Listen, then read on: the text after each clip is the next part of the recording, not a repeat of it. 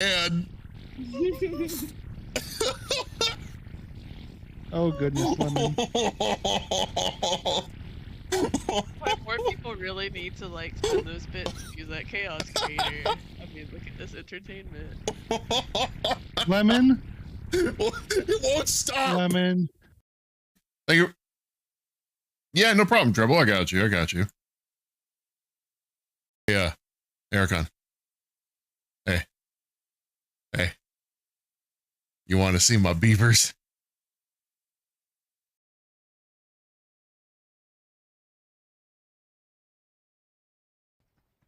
Okay, I'll show you my beaver. Come check it out. Check it out. Check it out. I've got. At the end of this session, I will have you all be applying a level up. You're now level 6. Moving forward. What? But I didn't get to annoy Lemon about a level this session. No. It's not about. It's not about the level. Lemon into not giving us a level. It's not about the level, everybody. It's about Lemon's sanity leading up to giving the level. Oh, well. Just, Emmy, we're all in danger. See? Because it keeps skipping over me. No, no, bats, no! Oh my God! Norden died with me, but I will go ahead and import it as soon as I can. Off your feet! Let her go! Many enemies. Fuck me! I forgot they had their ult. Fucking annoying.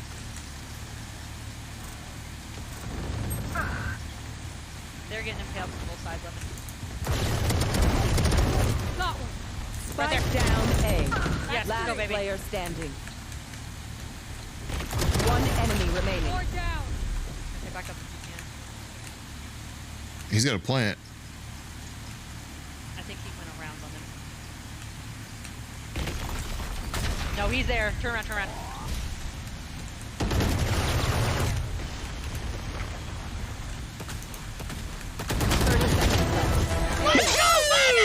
Yes! Fucking aced! Switching sides. Alright, I'm clipping that. Can I take a moment to self-promo my favorite streamer? Sure. Knock yourself out. I'm super like loose on tonight. I don't really care. Oh, you're just stop it, you. Just stop it. Oh, you're just precious. I don't know what I would do without you, Turtle. Oh, you're just so precious. I love you so much. Anyway, we have to do this. Father. Let me help you out. I got you. Me lose the game. 3. Coca-Cola came to town, Diet Pepsi shot him down, Dr. Pepper fixed him up. Now we're drinking 7-Up, 7-Up got Oh, there's a lot of fruit in here. Drinking Mountain Dew. Mountain Dew fell off his I'm- mountain. Now we're drinking from a Ooh, fountain. I got Poor fireballs. fountain had Look a at that stroke. shit. Now we are drinking Cherry Coke. Cherry Coke lost her cherry. Now we're drinking Loganberry. Loganberry got Wait, what is lost this? at sea. Now we're Oh, it's a drinking pulley. iced tea. Okay. Iced tea died and One choked. time I'll be Now busy we're from back to 5 drinking Coke. to... Oh my God, Gizmo. I didn't even get touched. Enemy spotted.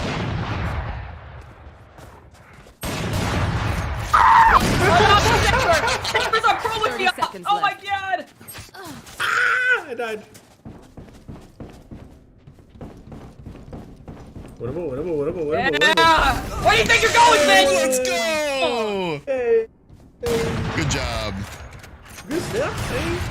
Switching sides. I like you guys. Go, go. Oh fuck. Wow. Spike rush. Donald, how did you get out of solitary confinement? Really want to die. What? You've been a bad boy. What the hell?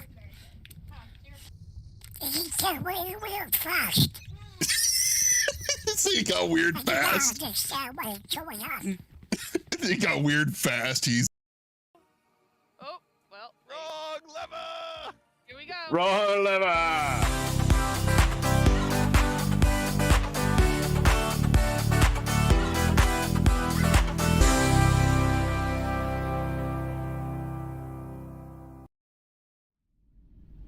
Hello, hello. It is Monday, the something of August. Hopefully my avatar is calibrated well enough. I think I might have to mess with it a little bit tonight. He's been kind of pissing me off today. Also rude, goddamn. Yeah, actually fix. So the reason we're starting a little bit late to...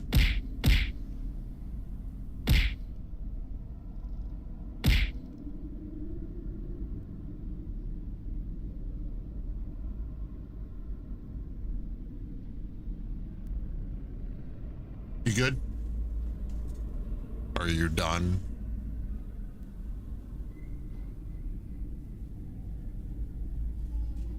Okay, so anyway, yeah, we're running a little bit late tonight because Twitch actually had a little pissy moment today. So D&D stuff I was ready for, Twitch was not. Hold on one second. Okay, Avatar's pissing me off tonight.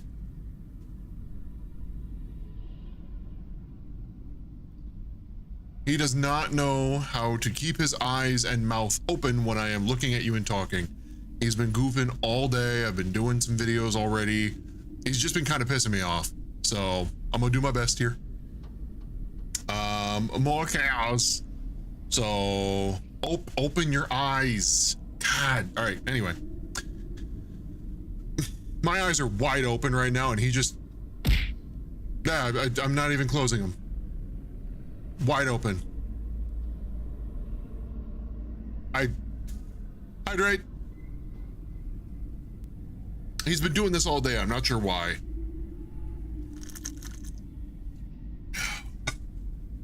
All right, hydrated. So hopefully it's a fluke and I can continue on without worrying. Whatever. Anyway. Avatar issues aside, Twitch issues aside, welcome. I'm the King of Lemons, the most sour of them all. This is the Kingdom. I'm a sour little lemon tonight. Just bear with me. It's been a very busy day. And then the last thing I need is technical issues after technical issues every time I stream. So anyway, yeah, the computer is cooler. So this setup usually runs about 80 degrees Celsius, 70 degrees Celsius today. I'm very happy with that. So we should not be running into too many issues, which is good in the terms of overheating. Let's see. So I'm gonna go ahead and undeafen so the party can get in on this. All right. So last we left off was a couple of weeks ago. Excuse me. What? Huh? Last we left off a couple of weeks ago. You guys were outside of the Crypt of the Hell Riders. You had done a you had done a fire. You had burnt the names off of the slips of paper you had found, which was a part of a binding circle spell, which then allowed you to destroy the memorial pillars that were in the crypt. And through that, you had freed the enslaved souls that were bound to Zerial through the spell. And then you had also been tasked by said souls to also see what you could do to learn about Olympias. Who has the notes on that? What? The last notes that I have are that I got a journal from a hidden desk that we managed to find in that one particular chamber. That's the last thing that I have, and that was the reason why I had left the crypt, because I was attempting to read up on all of that, to read the journal and try to learn what I could about okay, it's been way too long. It has been a few weeks, yes. My brain is jelly. I don't have the specific notes on what I was trying to find in the journal, but I just have that I obtained a journal and am currently reading it. Okay. Dead Silence, thank you for the follow. Welcome in. How are you? Follow me, please. It is definitely not a trap. Follow me, please. It is definitely not a trap. A new follower has joined the Rifer, welcome in. Thank you for the follow. How you guys doing tonight? Snow, did you have any more detailed notes about the journal? Oh my. The kingdom.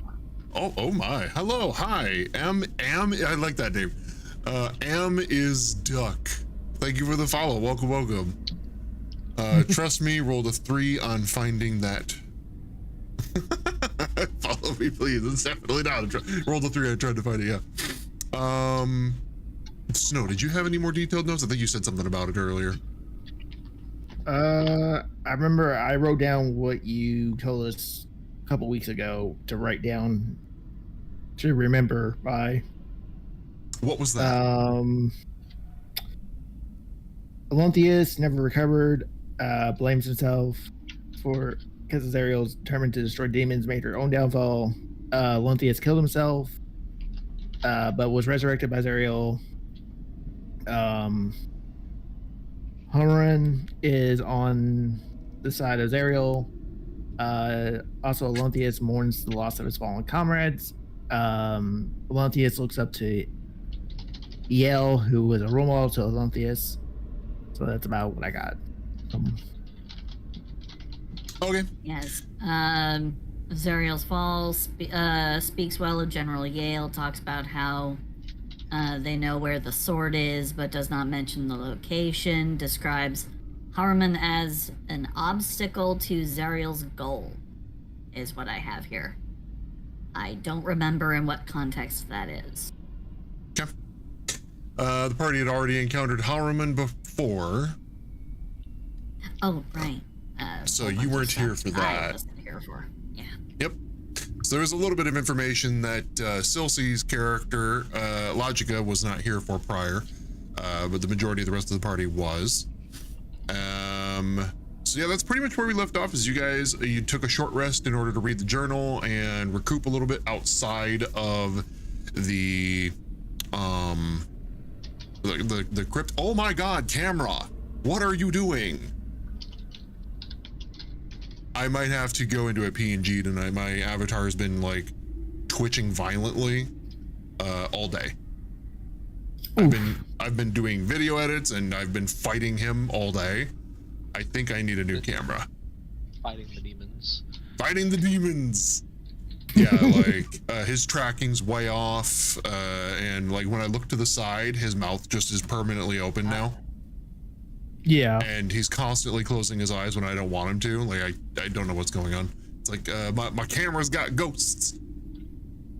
He seems to be conversing inaudibly with nothingness, and then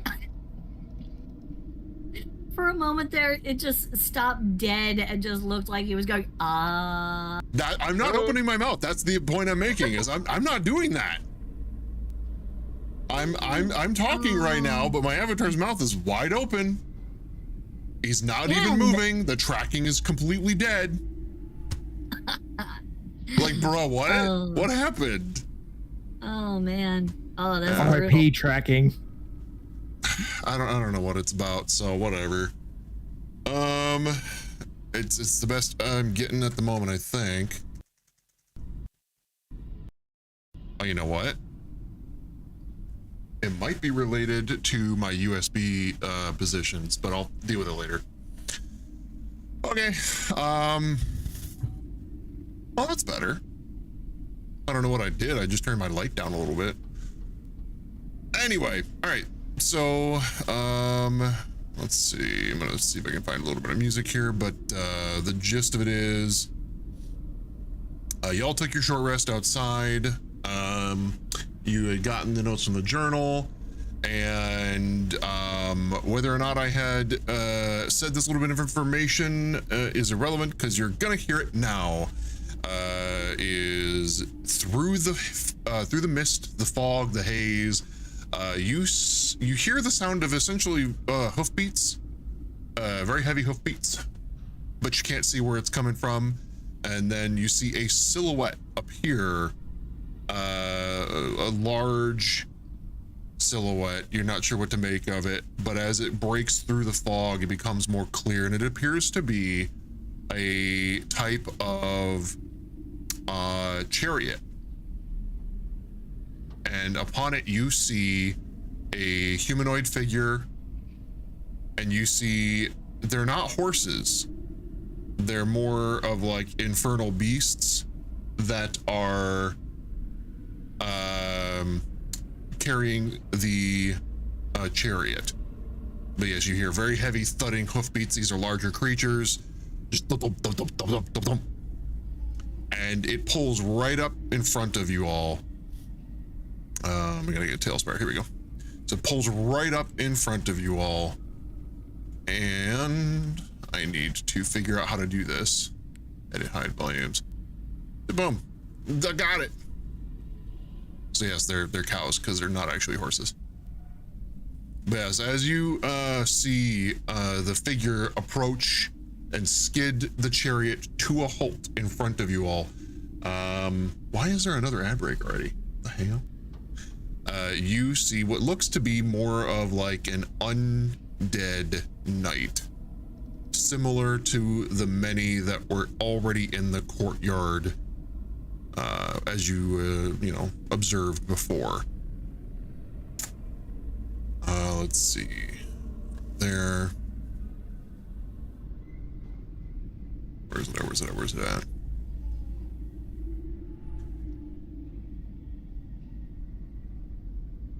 Okay.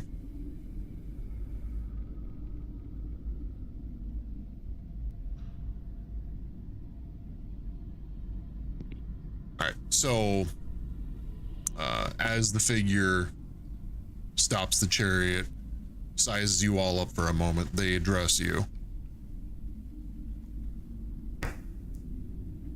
Who approaches my crypt? I felt its disturbance, and it summoned me home.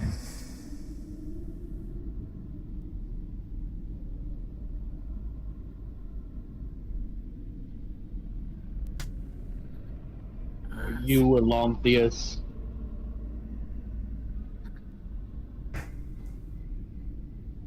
You seem to know of me, but I know nothing of you. State your names, or forfeit your lives. I am Risk Blood.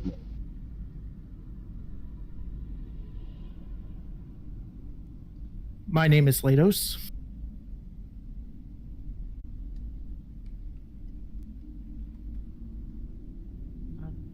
I'm Nadia.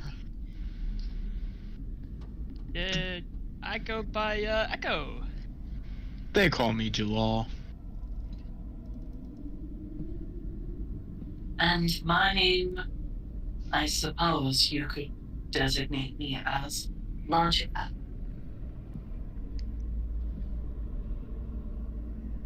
Sentry.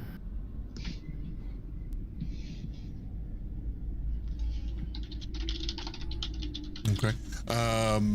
Also, zombies. I didn't even see the mustache redeem. However, I'm sure that was a wonderful little bit of role play with that that voice changer and me wearing the mustache. Very, very imposing. All right, so I have cheese tamales. They are delicious. So, Alontheus, he looks to the first person who had spoke, I believe that was Riss.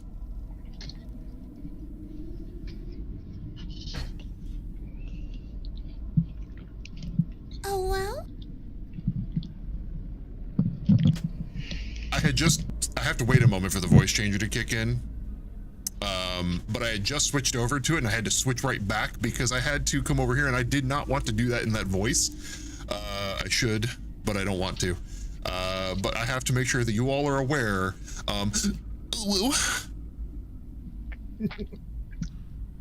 Okay. I hate it. I hate What it. if I didn't want to be aware? I don't think anybody likes that. No, I think Lemon likes it.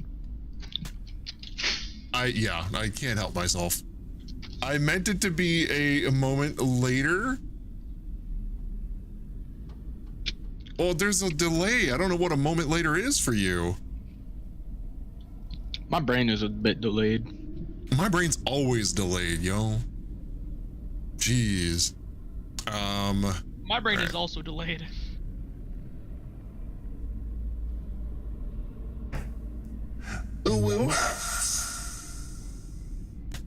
Oh, thanks. Yeah, no, I really hate that. I know, right? I knew what it would do. Anyway, nerdy demanded it, so I did it. You get a free one. All right. So anyway, back to what we were doing. Let's see. So yes, Alanthius looks to the first person to speak. Oh, thank you for the headpads, nerdy. I did good. He looks to the first person who had spoken. I believe that was Riss. So he addresses Riss.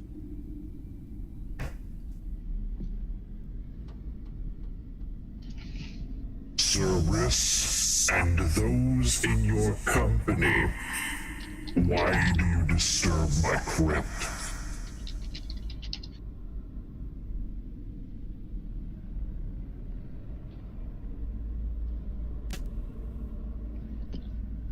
We're in search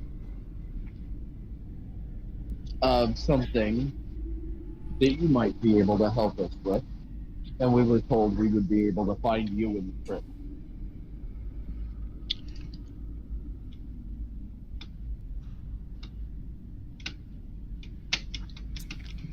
Let's see. We have set your men free.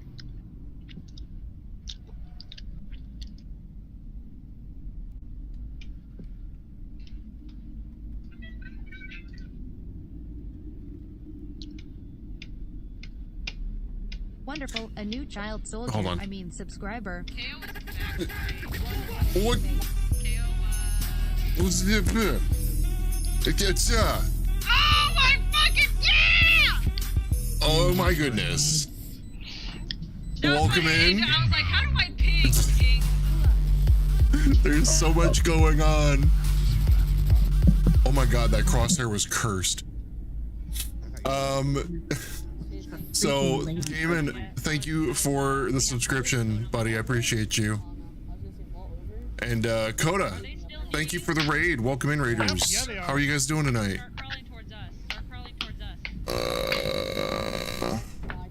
Yeah, that's fine. Welcome in, Zach. How you guys doing? Tier. You're already here. I was just reading the chat. So let's see. Coda, how was? Wait, that was actually a very short stream. What happened? Are you good? But yeah, welcome in, guys. How you guys doing tonight?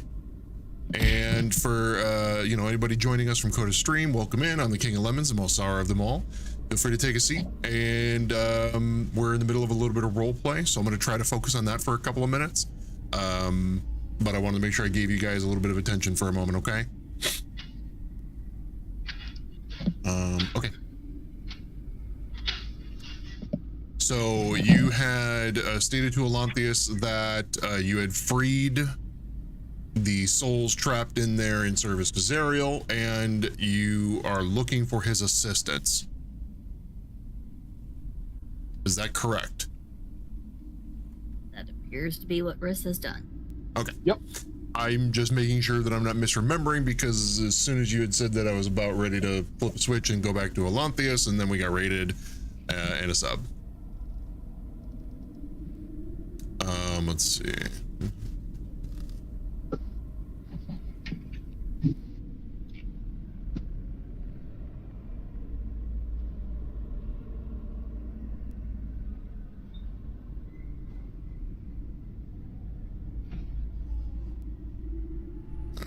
I lost my place. I'm sorry.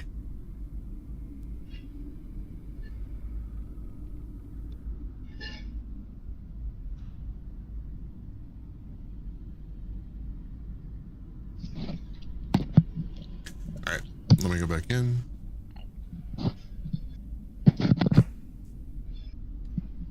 You freed the souls that were meant to serve my master Zerial.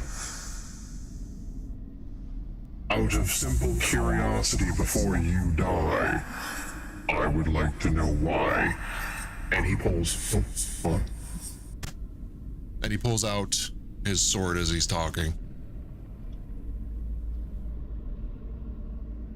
Simple. They asked.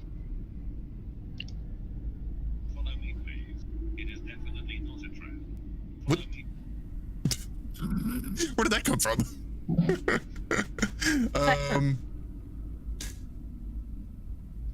Honestly, I got distracted. What did you just say? Because they asked.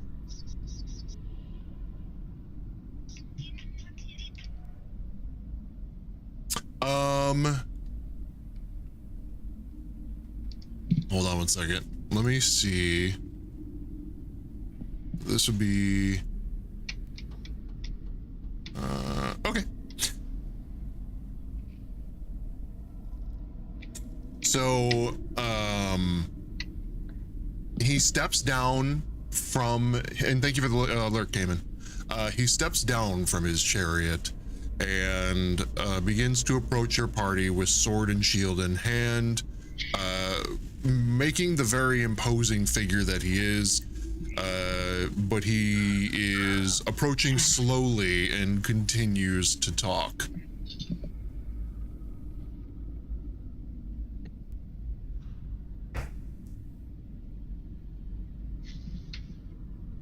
I too tried to sever my bond to Zerial long ago.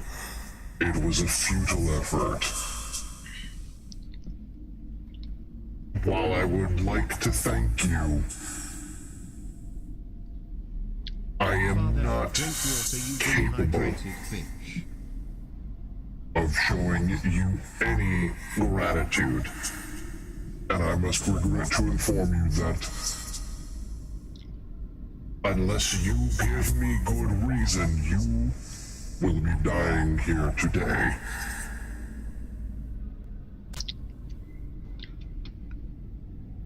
We're not just here to free them, and not just here to ask you to help us find the sword of Zerial.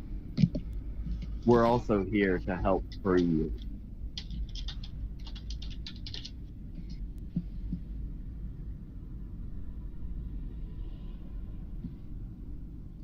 And Riss draws his axe and sword, or axe and shield.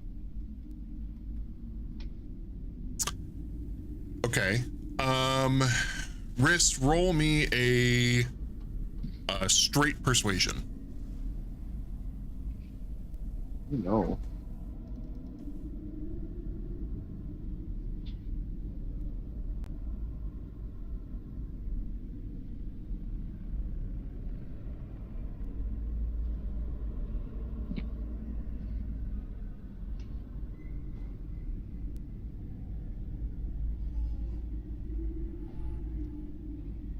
I would like to use 17 points of the modifier pool.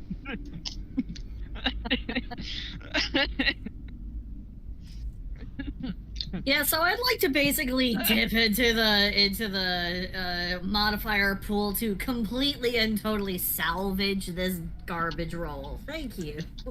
I gotta see what rolled. Whoa, that is atrocious. Yeah.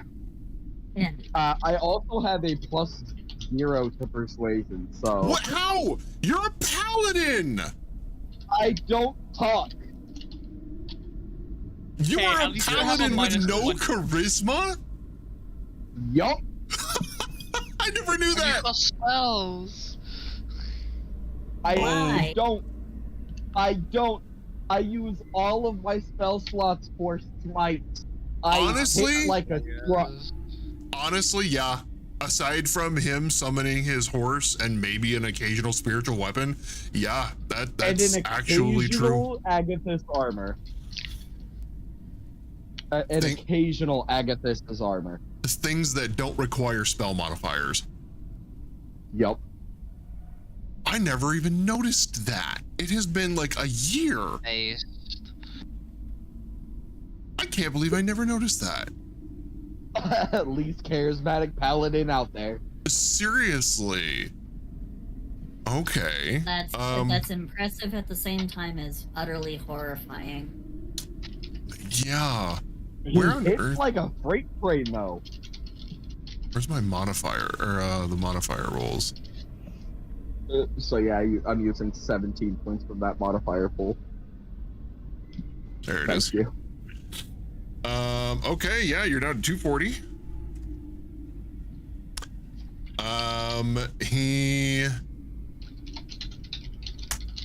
There we go. He slows his approach but does not yield. And it's as if he's waiting for a little bit more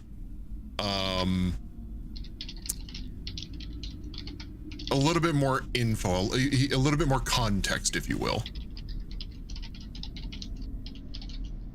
Kind of like he tilts his head up in like a go on gesture. We were also sent. Quick question: does anybody who remember who sent us to Olanthius? Hell no. No, because that was before I was even here. So, let me look. Yeah, I'm looking through my notes here. Was it Mephistopheles?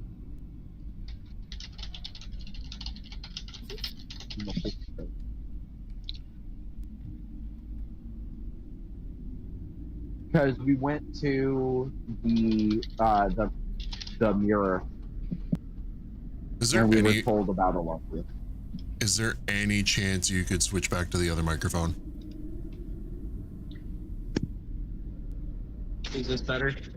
That is better, yes. It's just harder for me to hear you. Okay, well, it's hard for us to hear you when you're using the other one, so it's a lose-lose, it sounds like. Wasn't it at the mirror of Mephistar?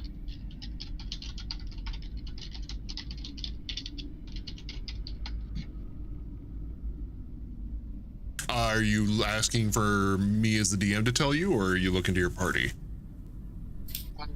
Kind of both. Most of them said they don't remember. I wasn't here for it. I have no idea. I have no notes on that. I'm going through my notes right now to see. It's gonna take me a hot minute. If I can't find it, I'll let you know.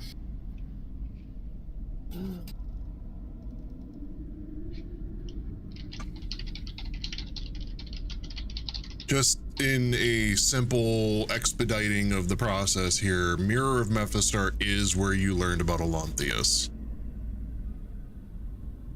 We were told to come see you at the mirror of Mephistar. You learned about, what was it? I'm trying to find Ubelux.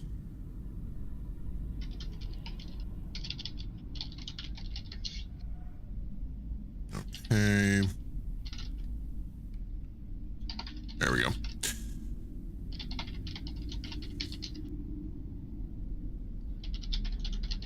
So you learned about Olanthius because of your arrangement with the Mirror of Mephistar.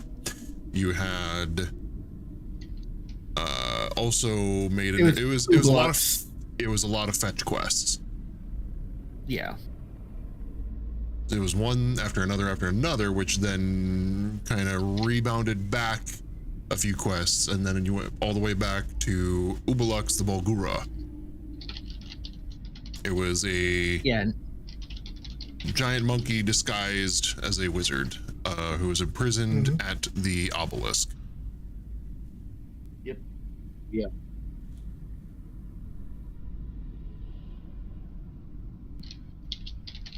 So yeah, Riss, check your DMs.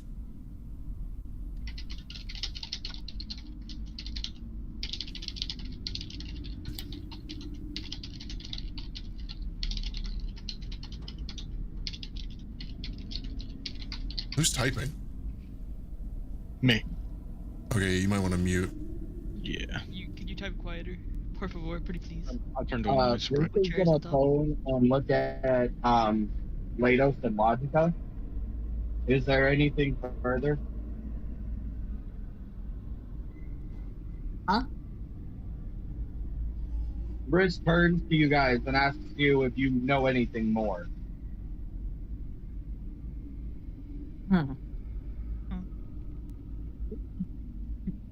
Well, I mean, you remember learning about Olanthius through Ubelux. That's about it. If we find him, Olanthius will help us get to the bleeding, guide us to the Bleeding Citadel through. So, I'm afraid that what you're speaking of is from before my time here. I have no information. Simple recollection is you have a book in front of you. It says a bunch about what's going on right now. The book is his journal. Yeah.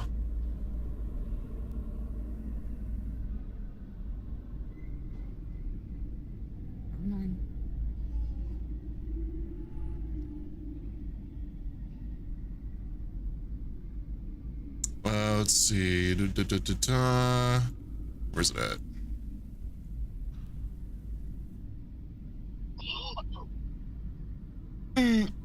Okay. So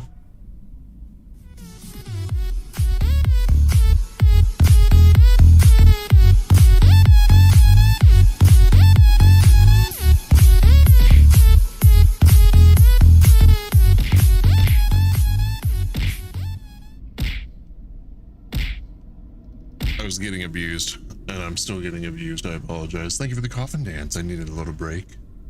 All right, so let's see. It won't let me throw singles. What does you just redeemed 5? What do you mean? It won't let you. Stripper Joe. Oh, I'm gonna get a redeem for that now. I didn't even process that. All right, hydrate. Okay, so you Riss, you had rolled, you know, quote unquote high on your persuasion in order to kind of fill Olanthius in about your purpose here, and that it was a non-hostile effort towards him specifically. Like I said, he slowed his roll and was waiting for more information. Did you guys have anything to add?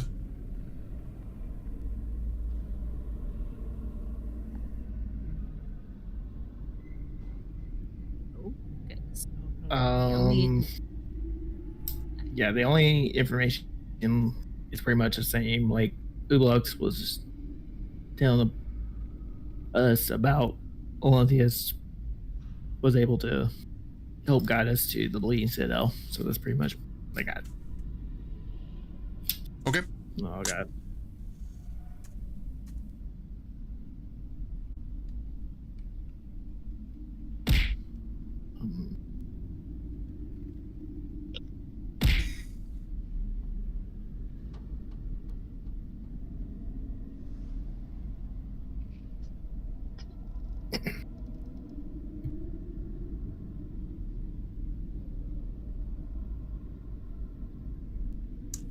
Let's see.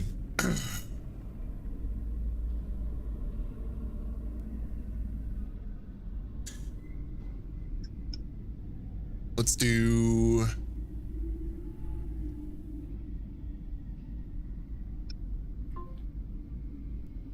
Actually, everybody roll in the party. Just roll me a flat d20 really quick. This can only quick be a question: good is this thing. better for you guys? Yes, much. Yes. Yeah. Like, It's good. much better. I just hopped onto my PC, so we get the good mic now. Yeah, Trevor, I did miss that. I think that was right around the time that everybody had rated in. Could you go ahead and refund that? Who was that from? Oh, Kenshi, you redeemed to praise me? I didn't even see it. I'm sorry, bud. Yeah. Praise me. Praise me. Well, hold on, You are Trevor. not as useless as Echo. I refunded it for right now so we can keep on the roleplay for a little bit. If you want, we can redeem it during a short break, okay? Oh. That was a nat 1. You said flat D20? Flat D20, no mods. You don't know what it's for. It's okay. Everyone's really bad. That's a you 4. don't say it. What do you mean, Marjorie? Everyone naughty. I got 19. Mine's not good or bad. Yours is Mine's in the yours isn't good middle. or bad. Yours is in the middle. Naughty's is good. Everyone else did hot garbage. Oh my. I really did hot garbage. Okay. You did the most hot garbage. I'm putting my You're dice in burning dice jail. Oh, they're gonna need to go into dice jail because now I need everybody to roll initiative. Oh, Nice. that's wonderful. I rolled a 10. Okay. All right, I'm gonna have to redo everybody's really quick. We are going to absolutely die here, because, or at least I'm gonna die. I have nothing I can use to help anybody. I'm sorry. You know what? I just accept my fate. When I die, I rolled very high. Roll initiative. I got a natural 20. All right, so Riss, you got a 21. Nadia, you got a 23. Good job.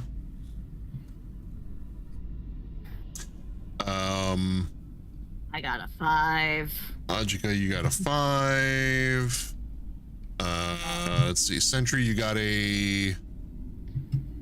Just let me. Putting dice in dice jail like there's no tomorrow. What'd you roll, Sentry?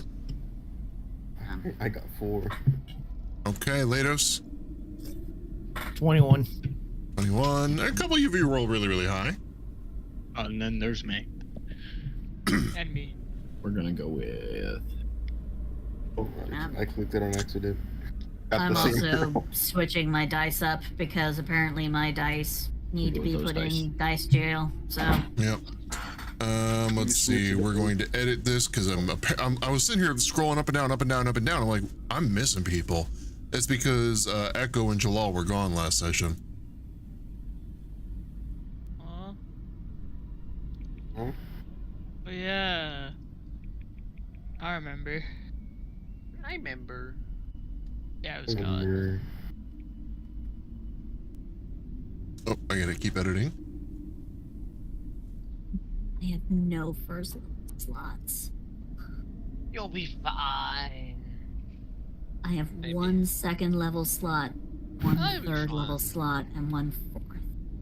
Just look on the right side. I don't have any spell slots. All right, Jalal, what'd you get? I have a hat.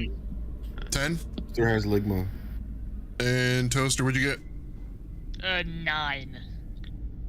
9. Okay. All right. So,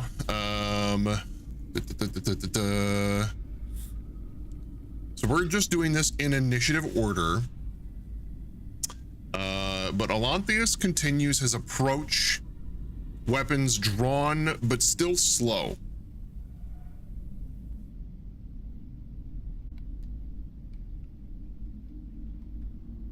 And the first in the initiative order, as you guys, you know, you're sensing malice. You're sensing both malice and hesitance in this conversation. However, he still is approaching. What are you doing, Nadia? Well, in this case, there is only one option. Don't kill us, please. Pretty please. Okay. Nadia would like Nadia would just kind of like, no, hold on, just a moment. We're only trying to help. There's no need for this violence. Okay. Go ahead and roll me persuasion. Persuasion. Oh boy. What's persuasion? There is persuasion. That is a. What's that? That's 15. Okay. Anything else? No. I mean that's. I feel like that is a. Where am I, by the way? Just for context, like. You are in the back. I mean, you're in the bulk. Like you're all kind of smushed together in that row. Let's see. Riss, you're technically more like right there. So Lados is front and center. Riss is just next to him. Same with Jalal on the other side. And Nadia, you are right behind Lados. Okay then. I'm fine where I am right now. I think I'm fine where I am right now. Yeah. All right. I had to plug in my headset. Headset was dying. Next up is going to be Riss. What are you doing? I'm just gonna brace and prepare myself just in case he does attack. Okay.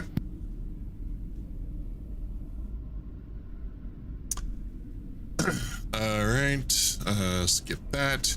So, Alanthius sees, he hears Nadia's plea and sees Riss brace. He continues his approach, stands right beside Lados, Riss, and Jalal, with, a very imposing sort of demeanor. Let me find stat block because I just realized it does not work in D&D Beyond because of the whole, I don't have a sub anymore. Wah, wah. Wah, wah.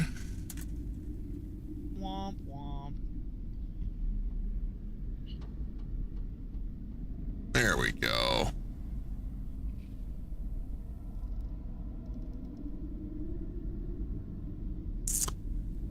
All right. Let's see.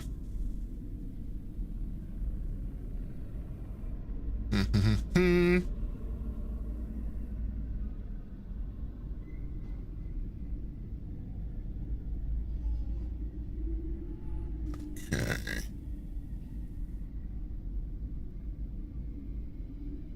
I forgot it had options.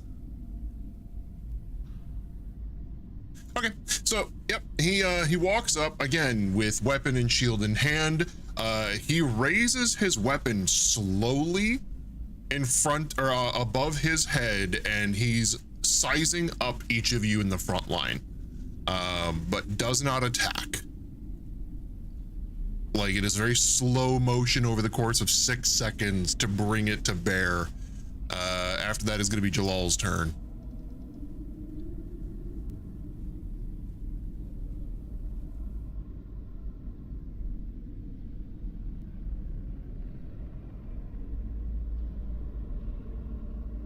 Jalal. Oh, I didn't know it was my turn right now. All right, I'm going to rage. Oh. He's getting angry. Okay. All right, I'm going to rage, and I'm gonna yell out, "Time to do this, God! Guard off!" Uh-oh, I thought we said no more shield. You said no more shield. I said more shield. I'm going to run to him. He's right in front of you. Oh Lord. Alright, I'm gonna bite him. Point of the beast bite. Alright. That's going to be 12 to hit for the first one.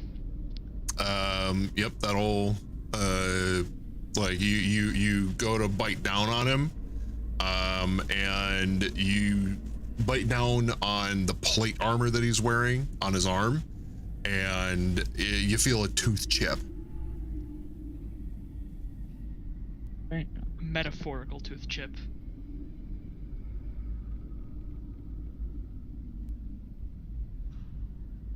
I'm gonna do it again. Okay.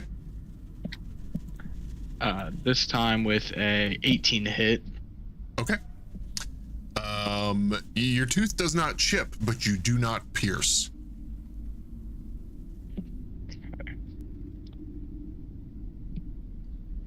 I'm gonna do an unarmed strike,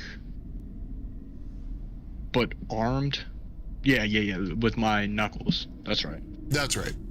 So that's going to be a 18 to hit. Okay. Yeah, you hit the armor, but he doesn't even flinch. Quote unquote, that's a miss. Alright. How big is it? Like, how big is he from what I can tell? Whether this is due to his stature in life, or maybe it was amplified in undeath, this guy is closer to 7 feet tall than 6. He's a big dude. And for an undead, you can't really make out too much of the features underneath the armor, but there's a lot of armor covering a larger surface area. Whatever that means, there's some bulk going on there. Am I able to poke him in the eyes? I mean, you can try. I would like to poke him in the eyes with an unarmed strike. All right, so it's a targeted unarmed strike? Yes, and that'll be a 25 to hit. Okay. So with that, he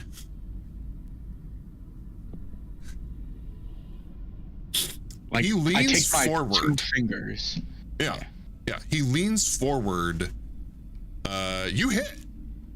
You feel your fingers connect with something, but he leans forward as you poke the eye sockets, and your fingers get really hot really fast. I'm gonna need you to roll me a Constitution saving throw.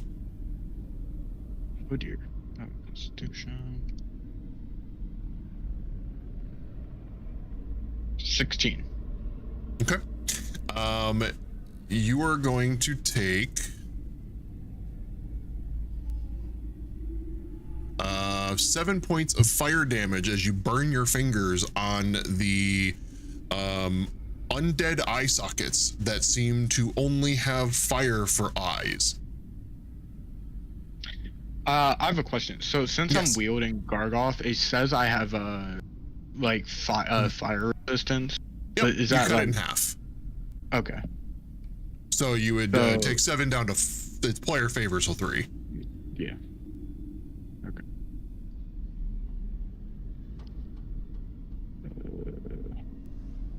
Okay. I'm going to end my turn and tell my teams, don't go for the eyes. Okay. Let's see.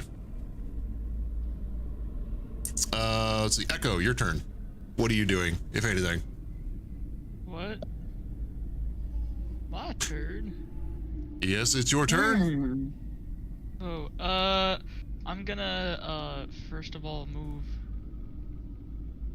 Bagel to about right here and myself to like right there. And then I'm going to cast, Summon Beast. And I'm going to summon a spiritual hawk. Okay. Like right next to him. Okay.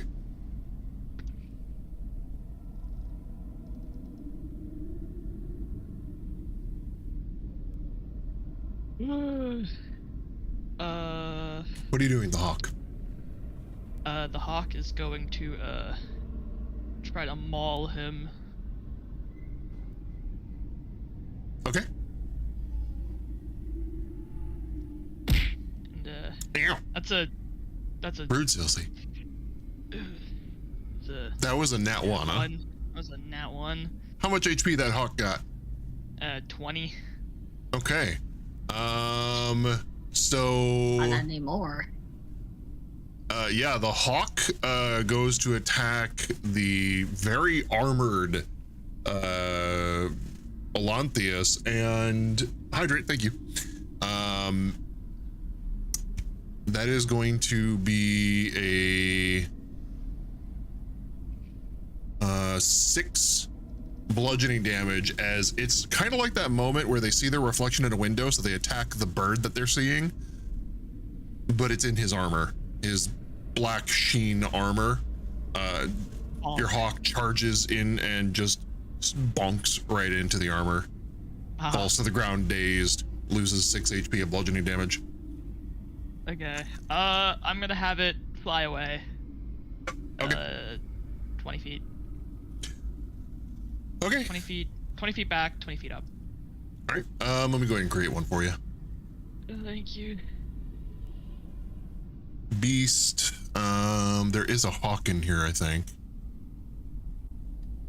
I see owls. Yeah, I'm a black hawk. I see a crow. I see an owl. A goose. You know what? Here's your hawk. And I change it to a goose. It's a goose now. Guys, I never said hawk. He's actually being attacked by a goose. Yeah, it's a goose. It's a goose. This is actually a better alternative. It's small though, right? Geese are fucking terrifying. I don't know. They're considered tiny. Typically. It's a small beast. Yeah, it's small. Yeah. So you move it 20 feet back and up? Yeah. I still do 10 feet back and up. So 5, 10, and then above Bagel. And no attack of opportunity. Okay. Let's see. I did actually remember that. Let me go ahead and give you control. Toaster. All right. I will call this goose Richard. Anything else, Toaster? No, that's my turn. Okay. Goose's turn is its own turn, so. Lados, followed by Logica, followed by Sentry. What do you guys do? Lados is looking up at Olanthius, and he's gonna just kind of persuade him. Olanthius, if you stop here, if you do not attack us, and we can help free you. We just need the guidance to the Bleeding Citadel to find the Sword of Zariel, and if we can find the Sword of Zariel and Zariel herself, we could probably help get you free from all this. Roll me persuasion. And that way you're no longer that way. All right, rolling for persuasion. Ooh, 20. Was that a nat? That wasn't a nat 20, right? No. Right? No, okay. No. Wasn't say It was 18. Dang. All right. 30-20. Okay. Yeah. I mean, he makes eye contact with you after the fuss from his left side dies down a little bit. He looks at you and he is like he's making eye contact. You feel the heat of malice coming off of him, just like waves of dread. Just being near him makes your knees a little weak. But he doesn't drop the sword. He's still looking at you, but you don't really, you can't really tell what he's thinking. Anything else, Lados? It's not his turn anyway, I guess. I'm gonna. That's pretty much what I had, pretty much. So, okay, I'm just gonna kind of hang on for now. Just get my mace prepared. Logica, your turn. Okay, what's his physical stance? Does he seem like he is about to actually come down for a fucking swing? Is he gathering magical power that I'm able to sense? Is he doing anything highly freaking aggressive? No, it almost looks like he's toying with you guys. He's not really moving a whole lot. He's going real slow, but his position is that of he's ready to strike, kind of like a readied action. But beyond that, it's all happening at the same 6 seconds as he approached. So like the moment he stepped right up next to Riss, Lados and Jalal, Riss, kind of prepared himself a little bit. He braced himself for his own ready to action. Lados obviously just did his bit where he got his weapon out. Jalal went feral on him and chipped a tooth and burnt his fingers. Yeah, went straight for the eyes and is provoking conflict. And then the goose obviously splatted. The hawk. Oh no, it's been canonically changed to a goose, I believe. I believe that was the final word on that. That goose was not an accident. Okay, I approve. So I give you inspiration, but I'm the one that put down the goose.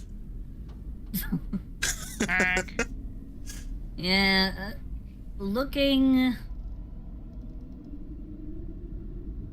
Mainly contemplating the current status of what's going on. Jalal going straight for the face, and the fact that Logica knows she absolutely does not have the ability at this time to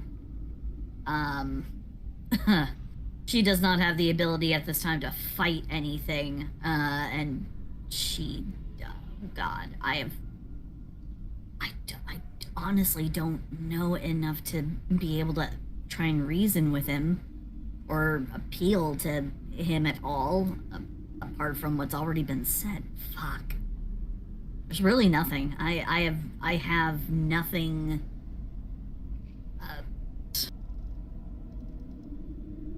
Can't hold any good spells because all the rest of the spells that I have are high level spells. Fuck. I'm not a fan of this.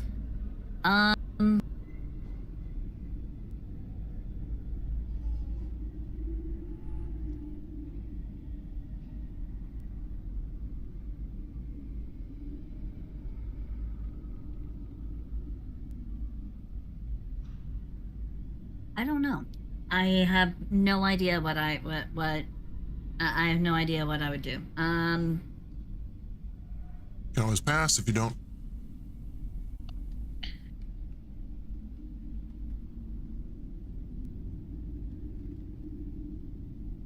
Second level spell slot, gonna cast protection from evil and good on myself. And step back like 5 feet. Okay. And that's it. All right. After that is Sentry's turn.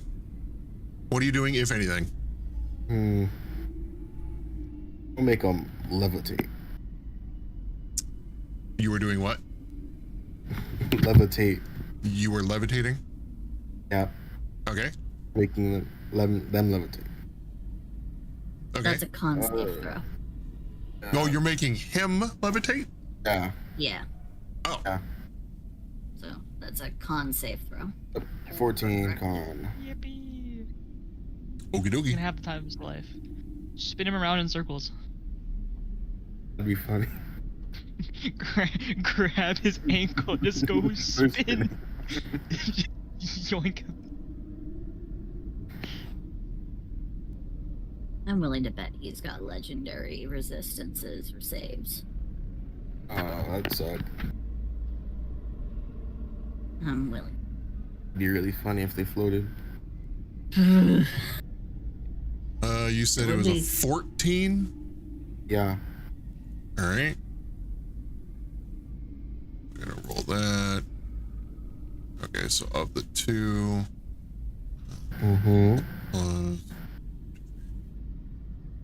It meets your Meets. Yeah, it meets it, so it's 14. That one didn't work. It looked like it might for a second, but his feet never left the ground.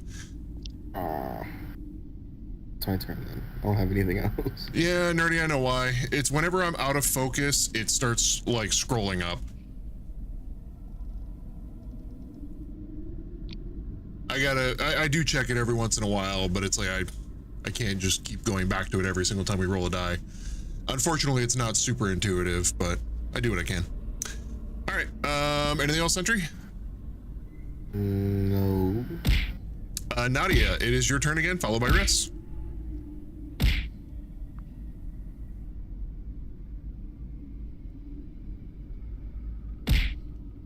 Also Brood.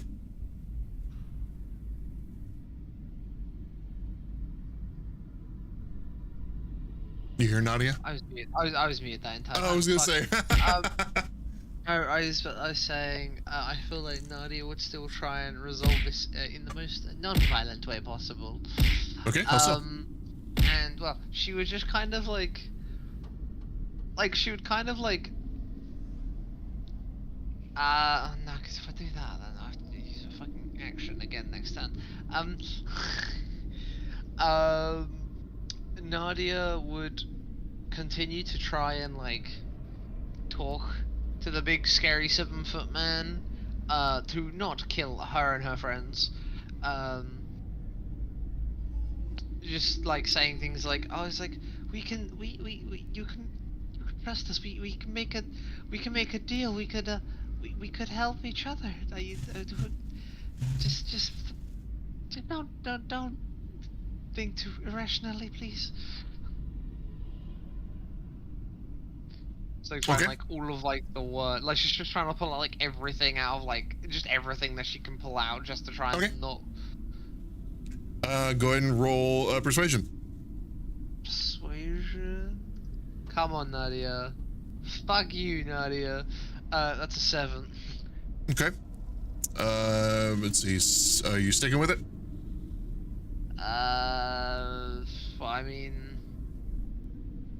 I mean, could I? Yeah, no, I'll stick with it. It's fine. I'll stick with it. Yeah. I feel like it will be a low roll because like she's more frantically saying it, so it's not as it's more like a desperation more than honesty. Okay. Riss. What would you like to do, sir, if anything? I want to yoink his sword. That sounds very practical. Respectable. I respect the grind. Like straight up rip it out of his hands. You wanna yoink his sword? Yep. Like for real? You okay? You want to yoink his sword? All right. All right. Like with consent. So you're going for a grapple? Mm-hmm. Okay. And let's do a what was it? So yoinking the sword is different than actually grappling somebody. It's a disarm. Yeah. But there's no real role for that though. It's just essentially a type of grapple. It's a DM's discretion kind of thing. Right. Make him roll a d20. If he rolls above 10, he gets the sword. Well, depending on the type of roll it is, there might be other things that I can do. Right. So let's do this. If you want to grapple, you gotta have some free hands here. We're gonna do a grapple. Item interaction, just put my axe away. Okay. So from there, you would roll to hit with an unarmed strike. Okay. Oh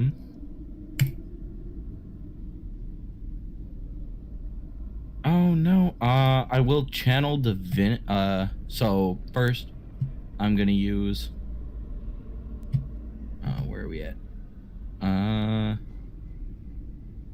17 points of the modifier pull to make it 28. Wait, it And was really this- that low? Yeah, it was. Oh my god, it was. And just then have that I'm also gonna channel divinity, guided strike. So another Advantage. 10 on top of that. Okay. So you grapple him for 38. sure. Yes. So you successfully grapple him. So you grabbed onto his arm and you're going for the sword. And at this point, it will be a contested strength check.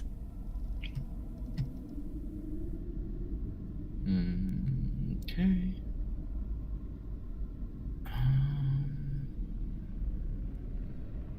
Yeah. All right.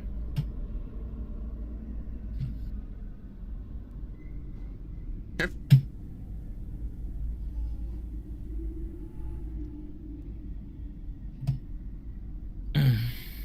What? That was a nat 1. That was a nat 1? Yeah. Oh, damn. Okay. That's rough. But Today is not a good day for dice rolling.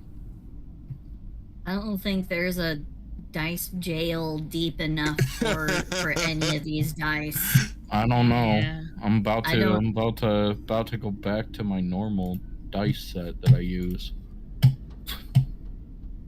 That was wild. However, at least I'm not rolling nat 20s for anything yet. Yeah. So there's that. You said it was contested, so. Yep. So you are unable to dislodge the sword. However, you are grappling his arm. Okay.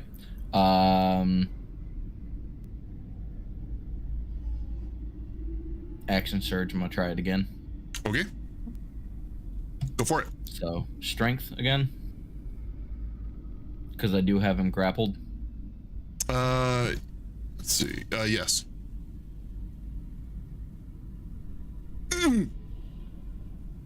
Roll your die. What's that noise? And I'll use 10 points of the modifier pool. 25. Just because I feel like being nice, save the points. Okay. Are you okay? Did you roll in that one?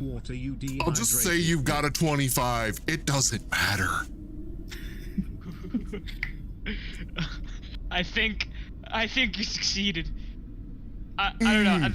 The noise of lemon, that sounded like a cockroach slid up and down your back. It sounded like something bad happened over there. You know, so I have a feeling you don't need modifier points. It sounds like it really does have that sound like he sat on something rounded and narrow that he wasn't expecting. And it went just like an inch deeper than he would have expected. Oh my god. It really had that kind of a sound to it. So I have the sword. Oh my god. Who's the closest person with a bag of holding? No. No. Other way around. Holding, but I don't. Oh. I'm pretty far from you. You go to grab the sword out of his hand, and like you guys see Riss's already large muscles. We're talking anime bulging, like fighting for his damn life for this thing, and Olanthius doesn't even move. Oh. He rolled a natural 20. Bro is like an iron statue. He's looking at you now, but he's not moving. So like essentially, you grappling him and then, rolling very high on your strength elicited a reaction. So his head snapped to the right and he is staring at you, but is not otherwise doing anything. Is not moving. It's terrifying. I think we're a little underleveled for this. Anything else, Riss?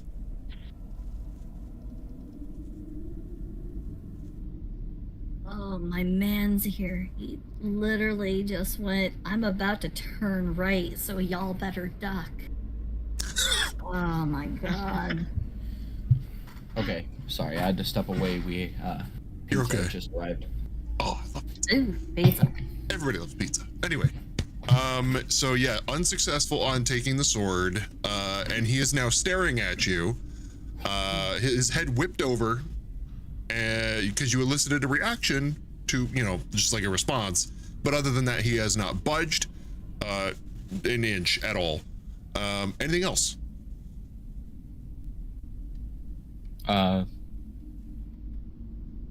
Go for it a third time, I guess. Oh, that's right. You do get 4 attacks, don't you? Yep. Wait, why do you get 4 attacks? I am a fighter. Oh, right, yeah. Two attacks per action, and the action surge. So that's 4. Right, my brain. I was like, I thought he had like 4 attacks without action. So I was like, hello. I'm allowing each disarm to be an attack action, essentially. So that's a 18 on die. Okay.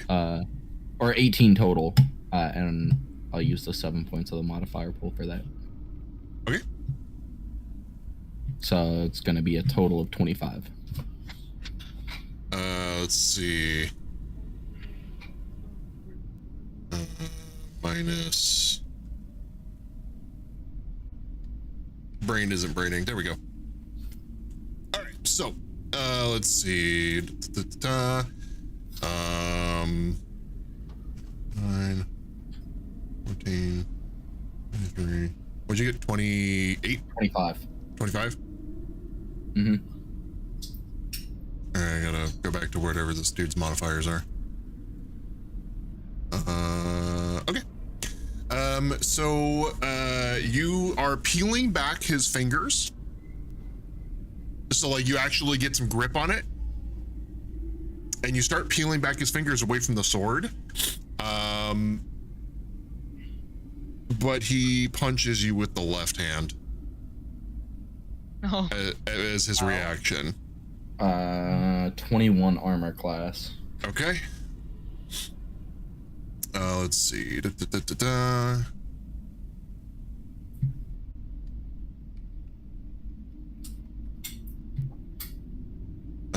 Out of okay, thank you. Sucker flirted with another nat 20. I'm just like, yeah. So he definitely hits you. It's an unarmed strike. And that's gonna be, let's see, 50 points. You'll take half of that. Is he doing this on his turn? It's a reaction. Oh, reaction. Okay. Yep. So you'll take 10 bludgeoning damage. Okay. And 6 fire damage. Krasnos from a punch. He literally slapped fire from your face. So you're still peeling back his hand a little bit, but he punched you to prevent you from fully taking the sword. But otherwise partially still holding it. Like you are. So I'm gonna second wind as my bonus action. Okay.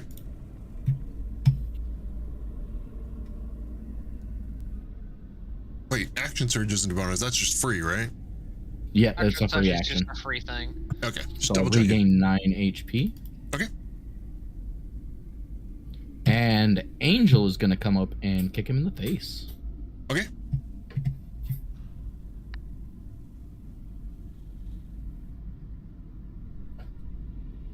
Oh, that's a 14 on die, and if I think it's a plus 6. I mean, double check. I don't even need to go find the books. I know exactly the easiest way to do it.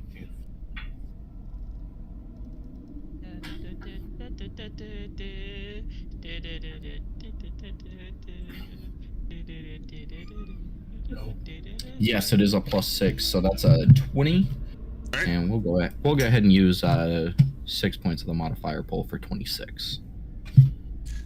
All right. Let's see, down to 10.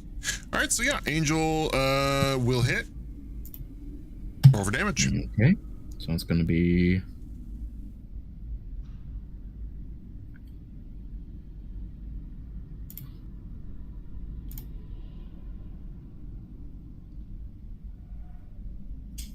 13, which 10 of which is bludgeoning, 3 fire. Okay. Plus 4, so 17. Okay. 14 of which is bludgeoning. Angel kicks him in the head. His head actually, jolts to the right. He's got some fire licking off of it. And then he snaps his head to look at Angel. Anything else? She'll then snort at him.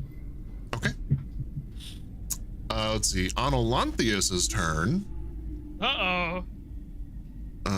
Let's see. What else? There we go.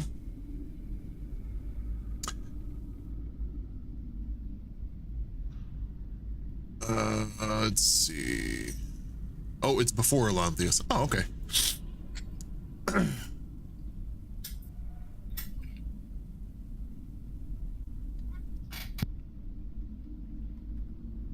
All right, so the not horses, they look like undead, or not undead, almost fiendish, maybe more just like some sort of magical type beast, but the large monstrosities that carried the chariot, the one that is right next to Angel, having moved right next to it, it will headbutt Angel, as it does have horns. I'll use my free hand to throw my shield up as a reaction. Disadvantage on the attack. Oh, so you're not next to it? Angel is within 5 feet of me. Oh, you I put only it on. have to be. You didn't specify what side, and I put Angel on the left side on stream. Oh no, she would have come up right next to me. Let's roll a d20 because you didn't say that. On an 11 and plus, it'll be next to you. 10 and under, it'll be on the left. 17. All right, she's next to you. So imposing disadvantage on the attack because she's right next to you. Now, is that just the target being within 5 feet of you, or is that the attacker being within 5 feet of you? Let me scroll down to that. Won't change what's happening. Just want to know what the actual ability would do.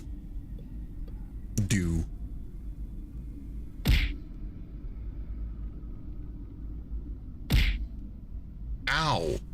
A creature you can see attacks a target other than you within 5 feet. So the target has to be within 5 feet of me.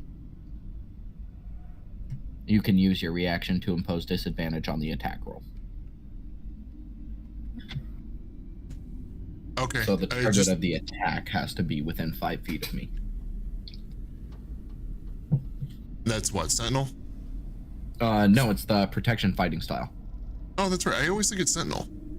Nope, Sentinel is when a creature within 5 feet of you makes an attack against a target other than you, you can use your reaction to make a melee weapon attack against a creature.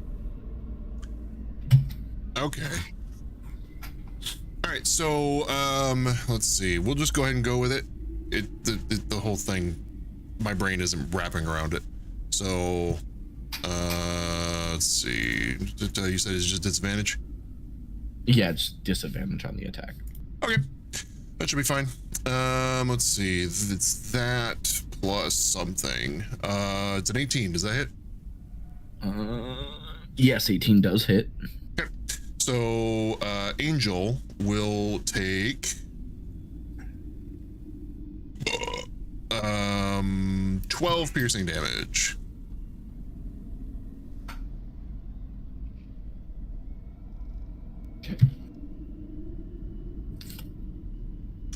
And then after that, it's going to be, let's see, Olanthius.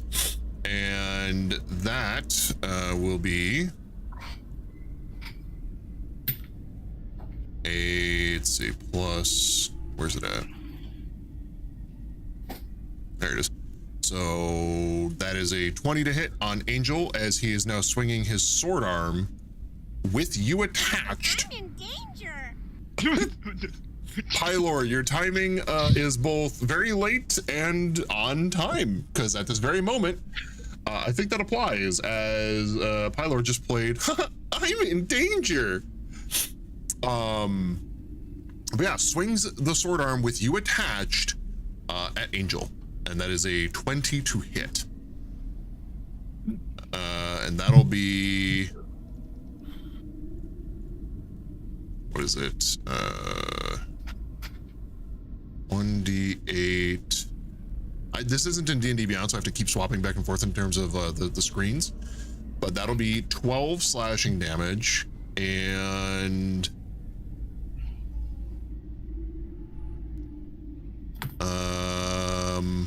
21 necrotic damage.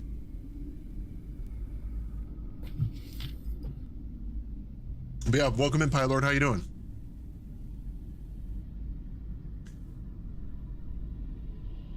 But with that, he no blunt for the attached player.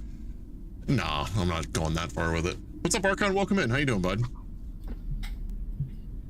So, but yes, he swings the sword, wrist attached at Angel. This is just wrist being kind of brought along, but otherwise no negative effects for you. He hits Angel, does this damage. The beast that attacked Angel, it kind of looked more like a reaction than anything, just because Angel got into proximity. Beyond that, he does look at wrist once more, puts you down, and then just kind of like looks at the rest of y'all. And let's see, where's it at? There it is. I am amused. I apologize for, well, you seem to be distraught. But I'm intrigued. I wish to have my bondage severed from Zariel. You offer this. It takes all that I am to fight against her control. I can tell you what you need to know, but you must distract Zariel in exchange.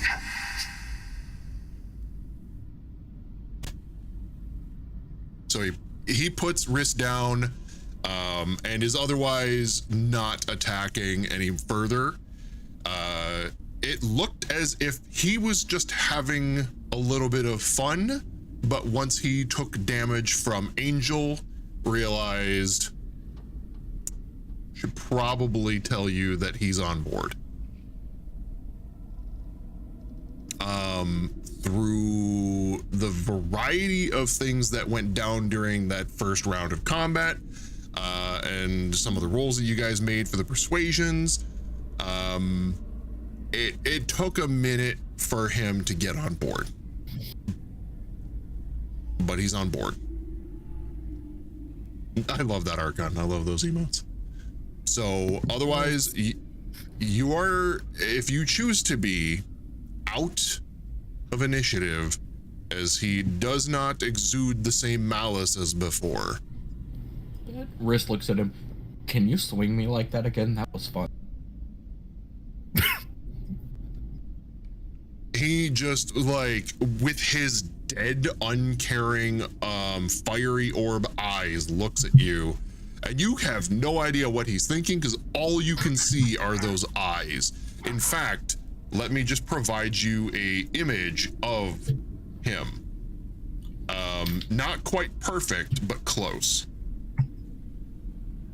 Where's it at? Where's it at? Where's it at? All right. So that's not safe for work media. That's not what I want. I'm gonna put it in the D&D text chat, and I'm gonna put it on stream real quick. So let's see. Overlays, turn that off. D&D random image, let's turn that on.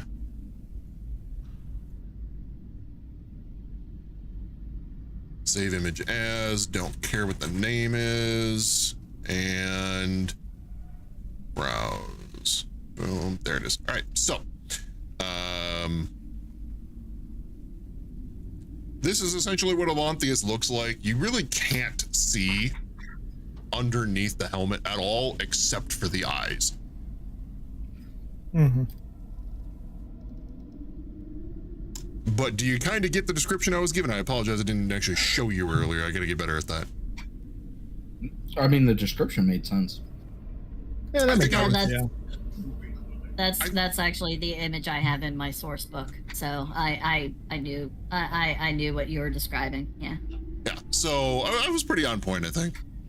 Yeah, you did. The moment you said he was a Death Knight in the first place, I knew what he looked like. Why does man look like a chess piece, sir? Oh, whoa. Why does he look what? Why does he look like a chess piece?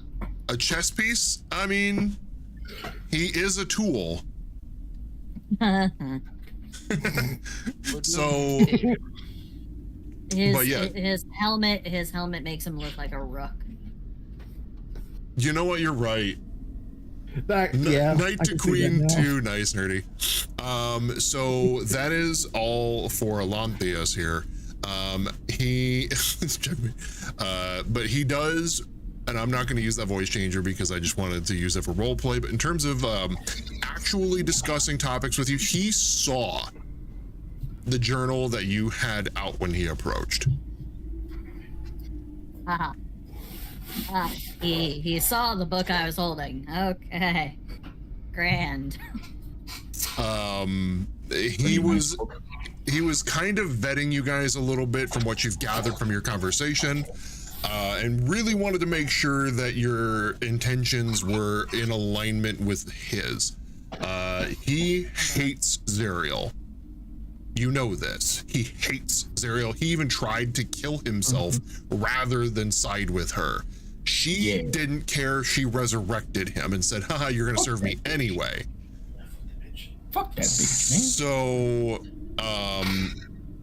he is fighting the control that she has over him in order to give you the information you seek. However, he says, he requests of you to do one favor for him. Rather, it's actually in assistance, or I'm sorry, it's in alignment with the total overall goal of dethroning Zariel. Your goal is, you know, somewhat in alignment with that. Essentially, it's in opposition to Zariel. He wants her to give up his control. He wants to die. But in order to do that, you guys need to proceed with your goals, and he is adding on an additional layer on top of that.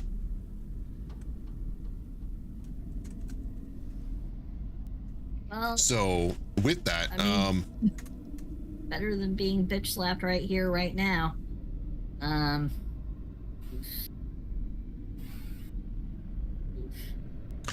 He tells you, where's it at? So he tells you about,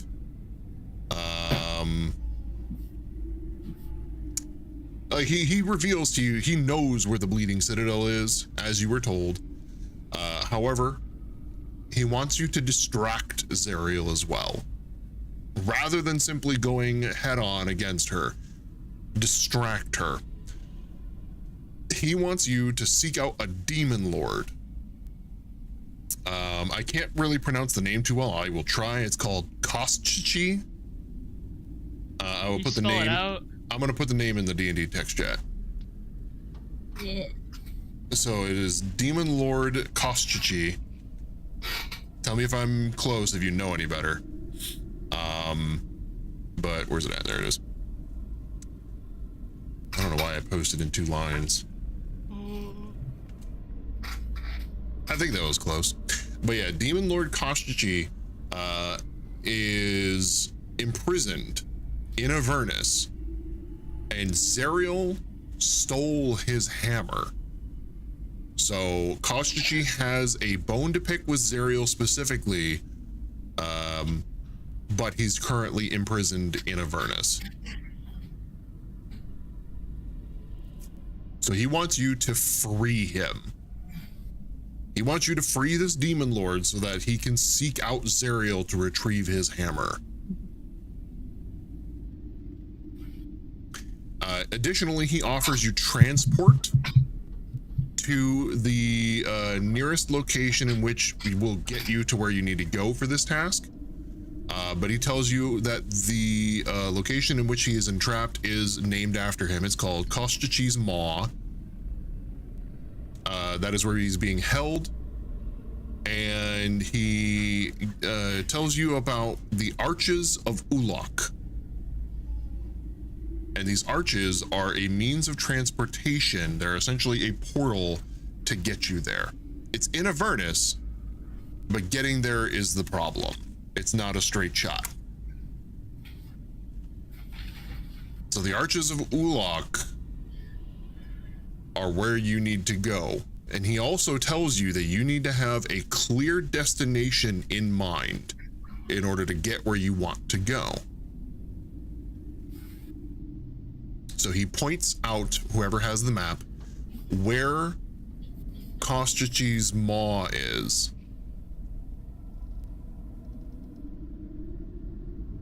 And he, it gives you the general direction.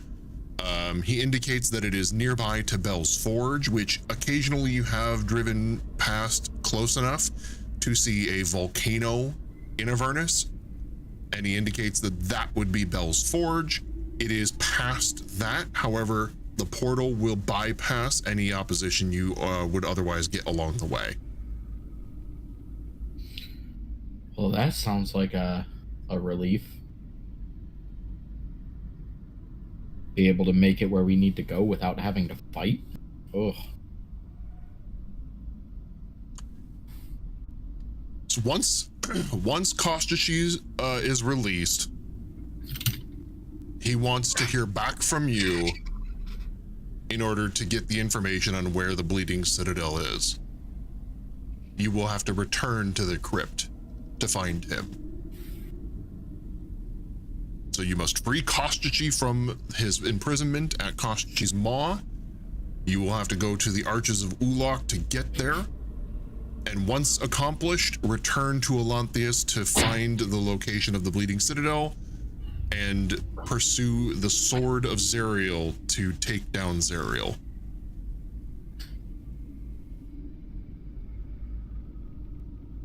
Sounds like a plan to me.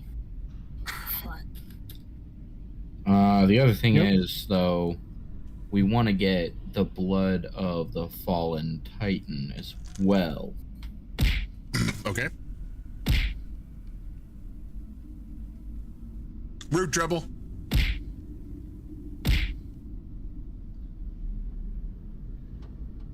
But I think helping Elanthius might have to come first. Oh, I mean, it could come after. What do you guys think? I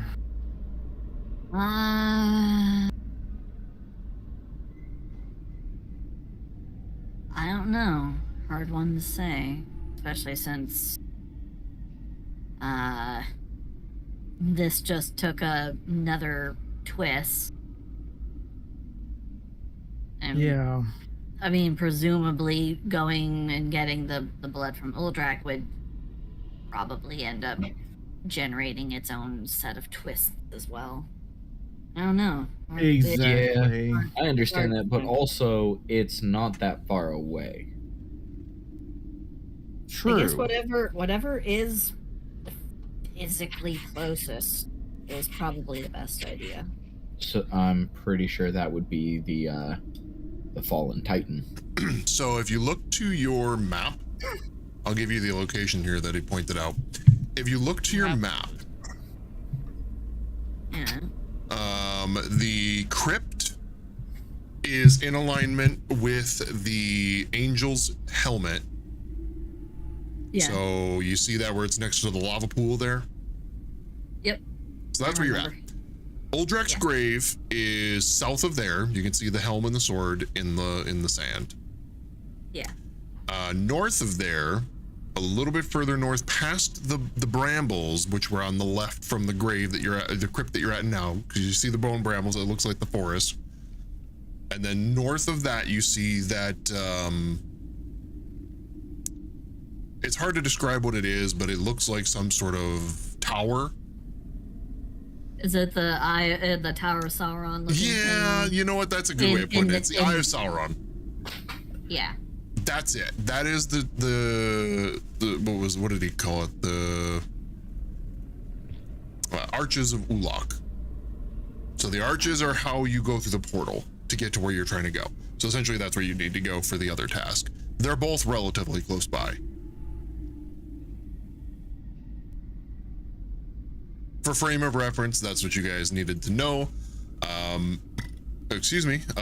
He points out on the map where the Kostichi's Maw is, and that is a little bit more of a hike, but because of the portal, it would cut down that time and logistics. When you look at the player's map, you see the volcano in the top right? Yeah. Kostichi's Maw is the ravine on the right of that. Oh. Literally on the farthest fuck all side of the map. Exactly. Grand. Yippee. Yeah. Wahoo. Demon blood, Titan blood it is. Time Fun. to go get the blood of a mentally unstable Titan. Yeah. Y'all excited? Yep. Yeah. Woohoo! We've done crazy. Yeah. Fun. Okay. Let's see. So with that, I will tell you guys that you are going to get a level up here from this this particular engagement. I'm so happy right now. If it's going to take you some time to apply the level up, that'd be one thing. If you guys are able to do it quickly, go ahead and do that while we set up some of the other stuff. Yeah. I'm doing it right now. So you will be level 9. Right.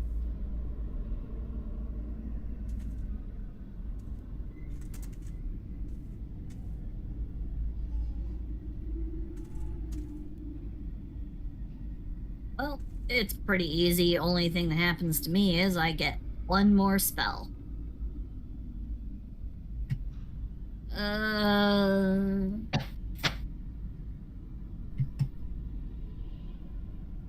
Well, there is the benefit that it does open up my 5th level spell. That's always nice.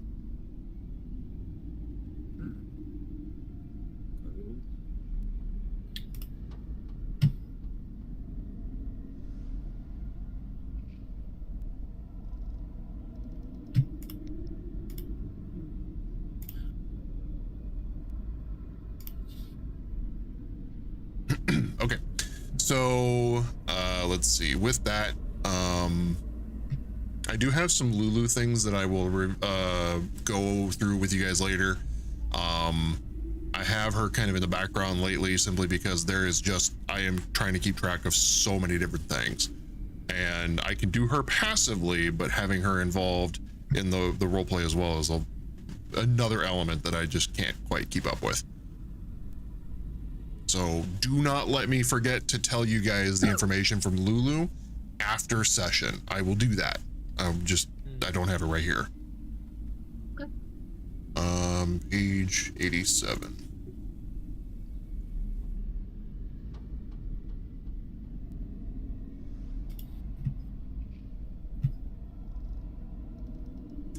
Okay, got that note. So with that, let's see.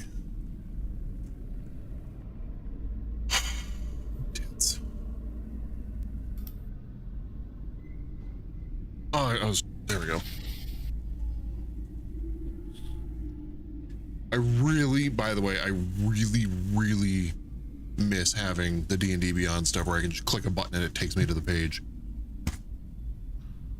Because I am like, I am doing bookmarks and flipping through books right now. Because I have to keep jumping back and forth because the way this campaign is designed, it's an open world. Oh. So you guys have, in several occasions, run into things that are on page, you know, piss off into the 300s or whatever, and then I got to go back to page 12 afterward. So it's whenever I'm like taking a really long time to do things, and that's the reason why this campaign takes so long, honestly, is because I'm just bouncing back and forth. It's like just kind of how it goes, unfortunately. It's a great campaign.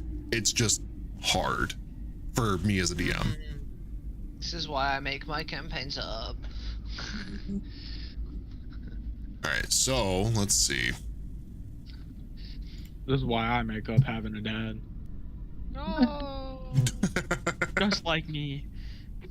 You have to say that. Wendy's on God.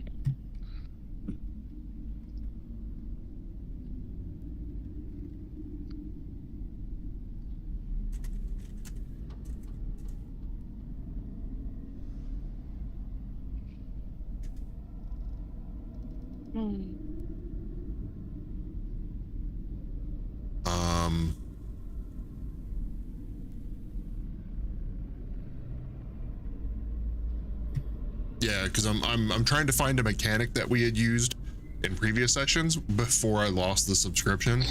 I have no idea where it's at in this book, so I'm gonna probably just have to bypass it. That's okay.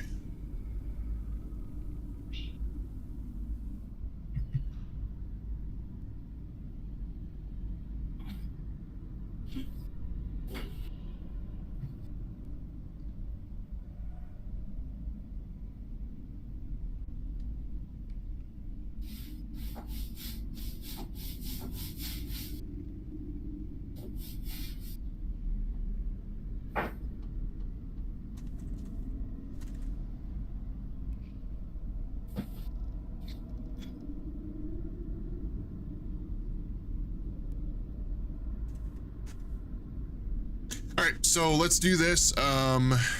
You guys already have a destination in mind, it sounds like. How do you proceed? What do you guys do next? I tell the group that I'm willing to go with them wherever they choose.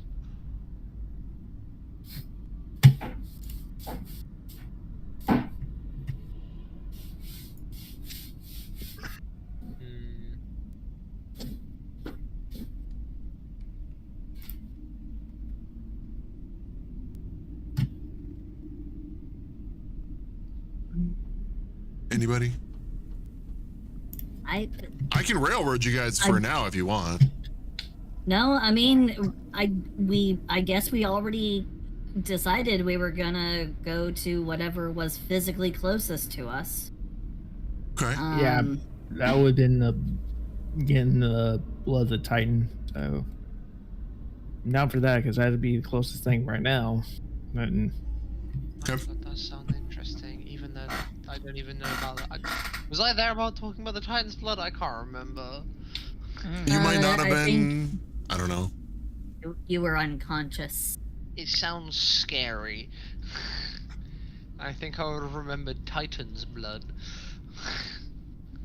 How was it described to us? Uldrak is a potentially willing Titan. To provide blood for breaking pact/curse of a friend of the party.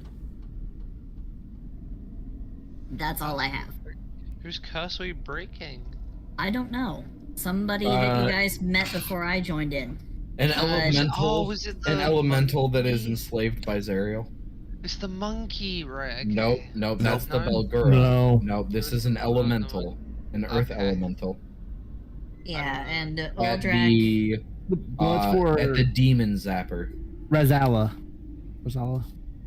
Yeah, Rosala. Yeah, and the description that we got of Aldrak as far as like what he's like is apparently he's a wimp with delusions of grandeur. Or he's a fallen titan. I'm just saying what we were explicitly told. That is the verbatim note that I was given. Feel like that I took down. So. Probably wasn't there for that session. Because I would have remembered that. Yeah. Oh, that's what we have to look forward to, and I guess if that's the closest thing, guess that's what we'll go for. Yippee.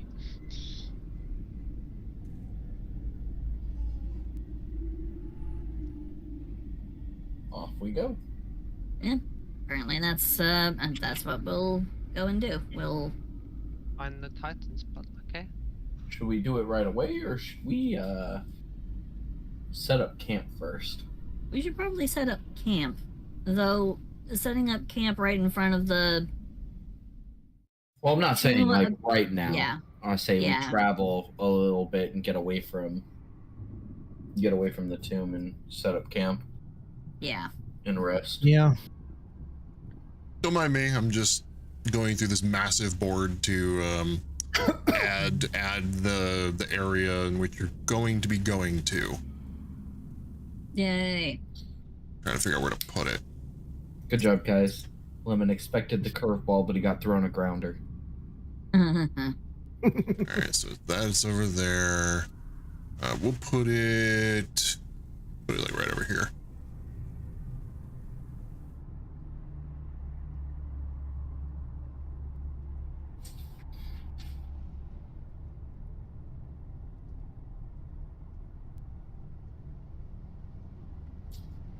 It works for me.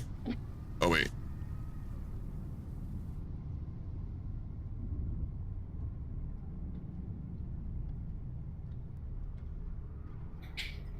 There we go. Cool. All right, so out of building mode. Let me switch back boards for you just for now. All right, so you guys are what? You're resting? Yeah, we're getting we're traveling a little bit to get away from, but we are gonna set up camp. Okay. Yeah. And actually take a nice nap. I am indeed EP.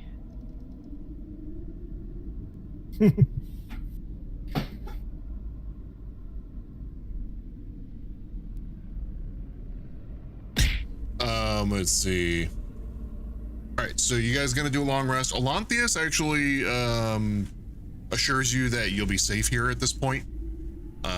So you know you can rest out above the crypt or in the crypt. Either way, you're welcome for now. You know, you are safe. You're safe. You're good to go. So you can do a full long rest from here. Yeah, just apply the long rest. There's going to be no curveballs. There's going to be no surprises. Again, you're safe here as long as you're in the grounds of the crypt. Correct.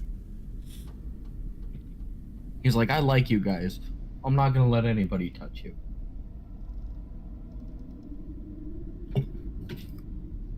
But yeah, so I'm definitely down to take the long rest here. All right. So am I. So yeah, go ahead and apply your long rest. Wrists, really quick. Yeah. Did you apply yours? I did. Okay. So hang on, hang on. What the fuck just happened here? Oh right, because I had flipping max hit points from aid, right? That I didn't take off because I was dumb. Those last for 8 hours, so you probably have them because of that. Still was a long rest, and a long rest is 8 hours, so. all right, so Riss, you have another fitful night, or another fitful rest rather.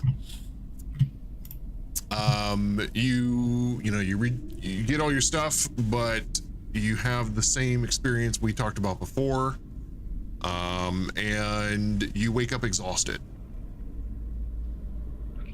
Been a minute since I've taken a point of exhaustion.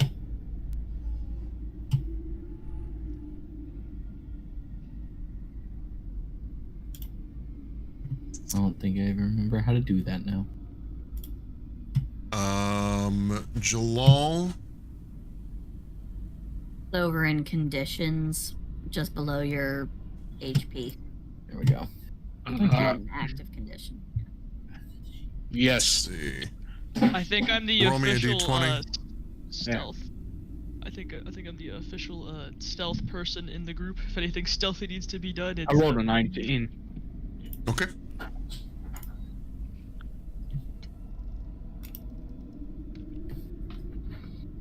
Oh shit! Oh my god! Yes! Oh, this is such a good spell to have. Oh, thank God.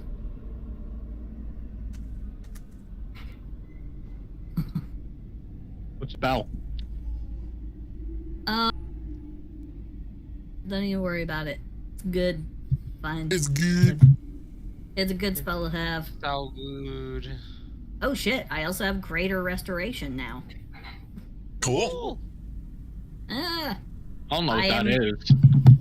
I can unpetrify somebody. If somebody gets turned into stone, I can unpetrify them. I can also undo curses. Well, that's pretty cool. Is Medusa a monster in D&D? Yeah, Gorgons. Is she single? That is a good question. That is actually a really good question. What can I say? She makes me rock hard. Indeed, she does. That was both necessary and unnecessary at the exact same time. Naturally. Ow! Being the mythology nut that I am, I know how she got that curse, and that just I do too. Makes me. Blech. It's been a while. I forget the exact details. I know it has something to do with Poseidon. Poseidon raped her in the middle of their of Lovely. the temple. Yep. Father, drink. I don't think I got that far into mythology. That's I don't remember reading that's a that much fun in the fact. Bible. Yeah, and basically she got cursed because she let herself Nerdy. get taken. Nerdy's like, where's the points for Horny Bat when you need them? But yeah, I can also undo ability score reductions and max hit point reductions. Good shit. Yeah, so I can fix all kinds of shit now. Lovely. That's amazing. I'm a sorcerer who can actually do recovery. It's so weird. It feels almost unnatural. But I'm here for it.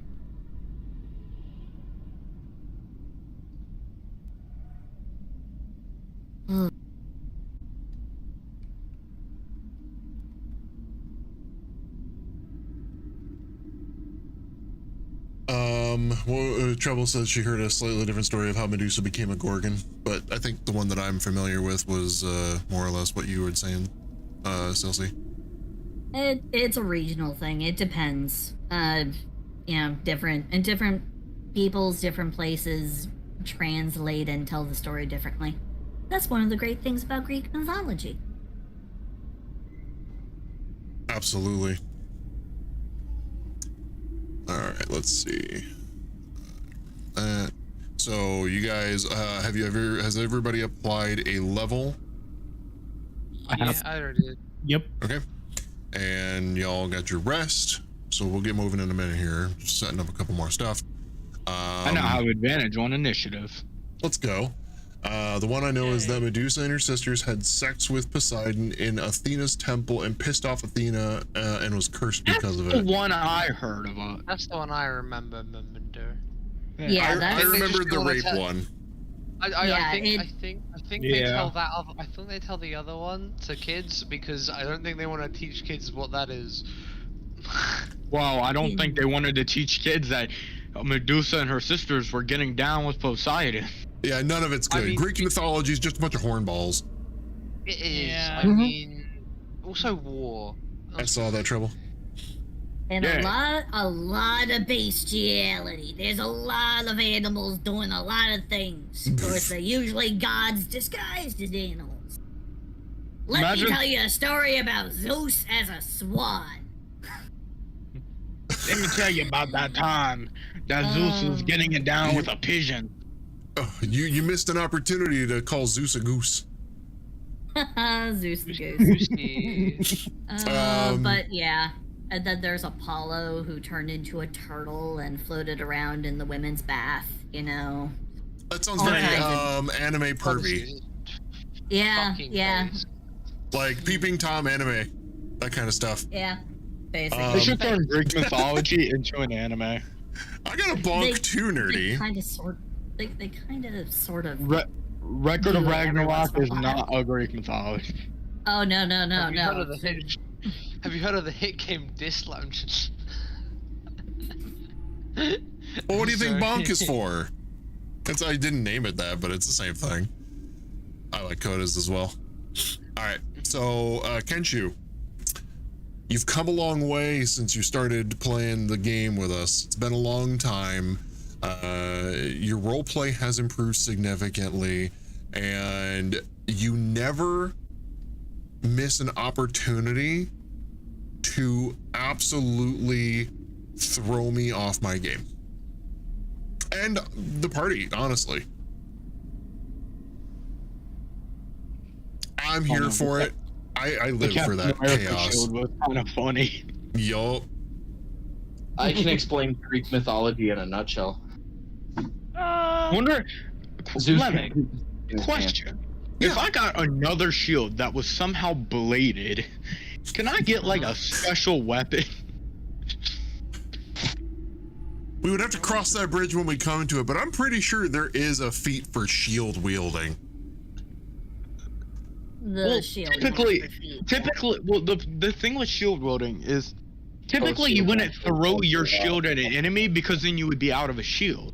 But since I can reclaim my shield on the same time, throw it, I can straight up be Captain America in this bitch. Well, I mean, I think what we did was rule of cool at the time. You could do a legend. I don't believe it has that ability.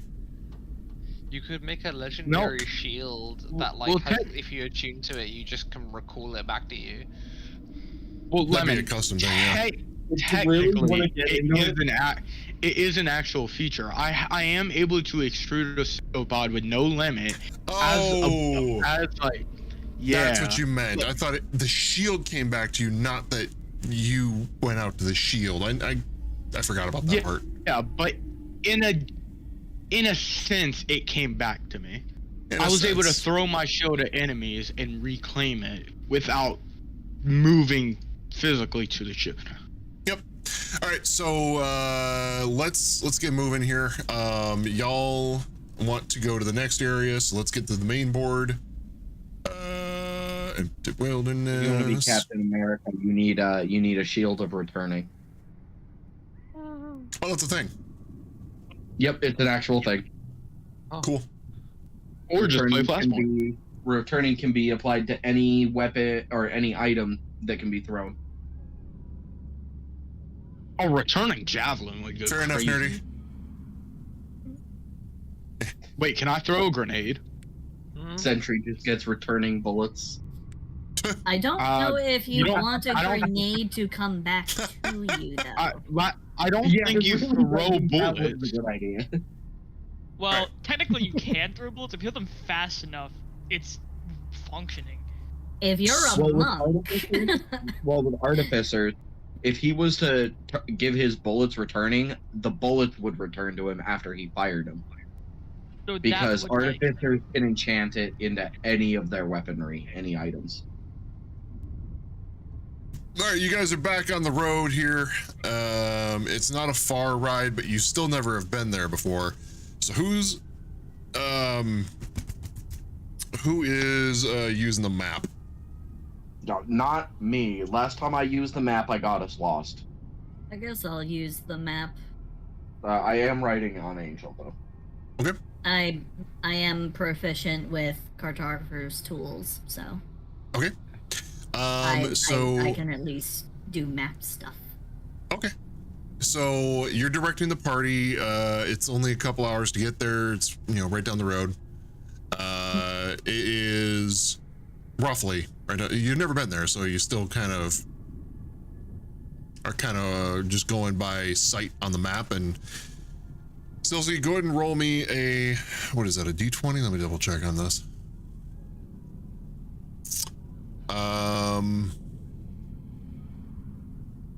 Oh, that was the mechanic. Hold on.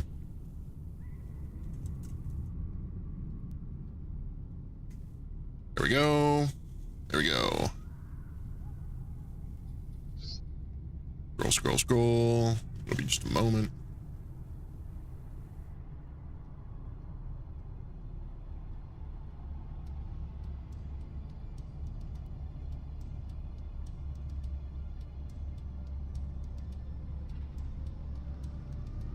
There it is. Oh wait, that's Elturel. I need Avernus, not Elturel. Oh, actually, it can't go into just any item. The returning weapon infusion has to go into a simple or martial weapon with the thrown property. So it has to be something specifically designed to be thrown. It would just be a custom thing at that point then. All right. So Silsey, do me a favor and let's see. Go ahead and die. Okay, sure. Yeah. 2d10. All right, 2d10.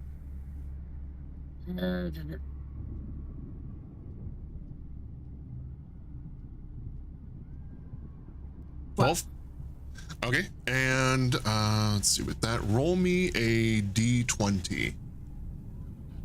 Okay.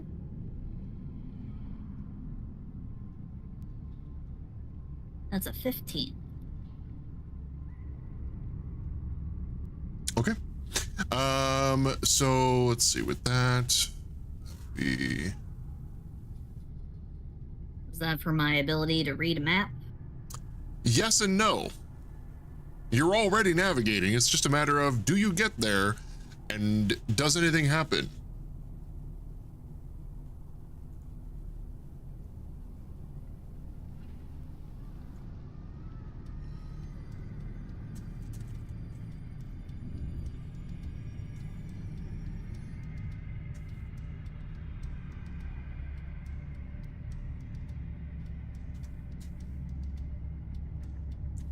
Let's see. All right, so that would be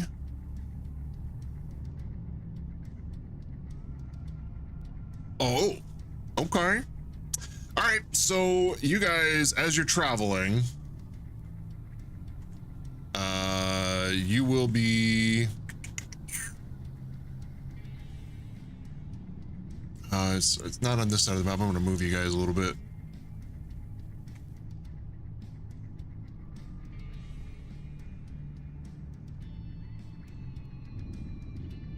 Gotta move you way over here.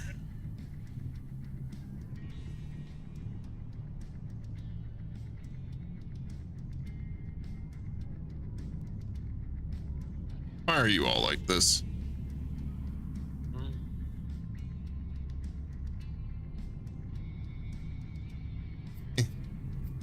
There we go.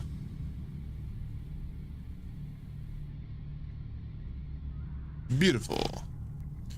All right. So, who is on what positions of the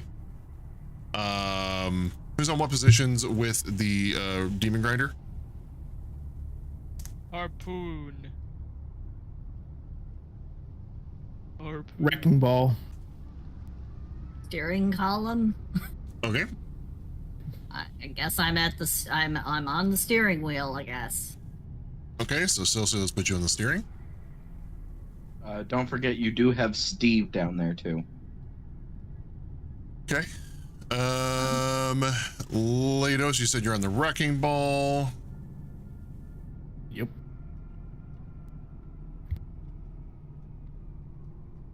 Jalal, where are you? I would go on wherever has space. I don't really have preference. Okay. So, Echo, you're on one of the turrets. Sentry, where are you at? Just anywhere.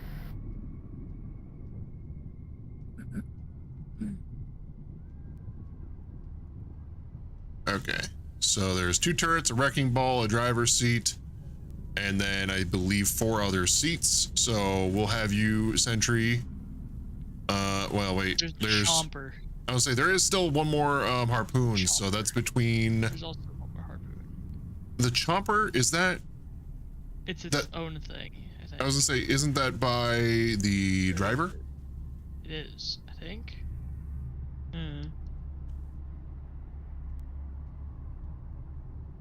Double check. Well, since I'm busy driving. Let's see. I can't make use of anything right by me, so. Oh no, it's 5 people that can. So it's driver, chomper, wrecking ball, and 2 harpoons. That's 5 seats right there, and then there's 3 other seats after that. And then Riss is already on Angel. So we know where Silsy's at. Who wants to be on chomper and who wants to be on harpoon? Because the only ones not actually claiming anything are Jalal, Sentry, and Nadia. I guess I could is it be on the harpoon? Okay. Yeah. Put you on a harpoon. And then Jalal and Sentry, do you guys want to either of you use the chomper? We can. Yeah, I will. All right, so Jalal, you're on the chomper. Sentry, you're in the seat behind the driver. Jalal, you're next to the driver. Actually, so we'll put you directly behind the driver. And Sentry, you're going to be in the main area with the children. You're going to be nanny. The children? I don't know if I want to trust him around my bagel and old man slobber chops. I think old man slobber chops is a better babysitter. All right.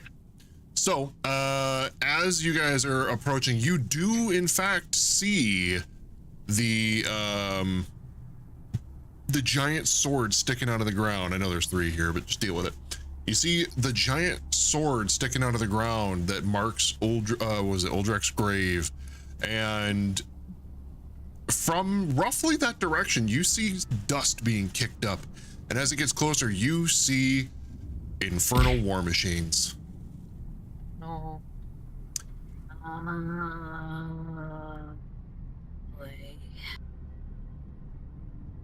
With my profoundly, like absurdly high, perception, does it look like they've noticed us? They're coming right at you. Pardon me. Excuse you. We're gonna do. I gotta set up a couple of the vehicles really quick. Aww.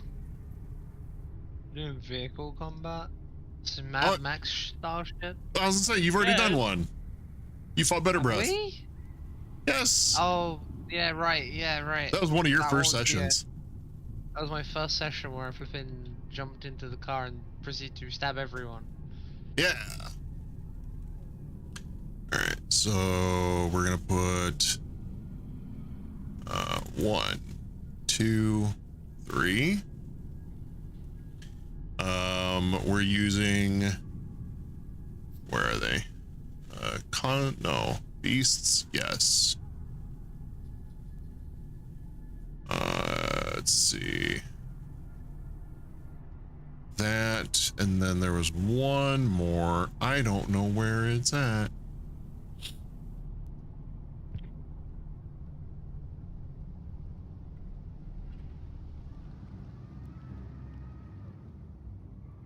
All right. Where the heck is it? Constructs? No. Demonic? No. Elemental? No. What are you looking for? Monstrous? It's got to be under monstrous. I was trying to. So, I there's no vehicles in this. There never has been. They have buildings that you can make on the, like you can see off to the right of your characters. There's the demon grinder, the actual demon grinder. That thing's massive, but I can't move it in this game like I can with that vehicle that you have currently. The scorpion thing is the pseudo vehicle. So I have to use these creatures and just like, okay, they're vehicles. That's how we denote. That's weird. It's stupid. I don't like it, but it's the best we got with this particular app. All right, so we're gonna turn as a GM tool set size. Boom. GM tools set size. Boom. Set size. Boom. Boom. Boom.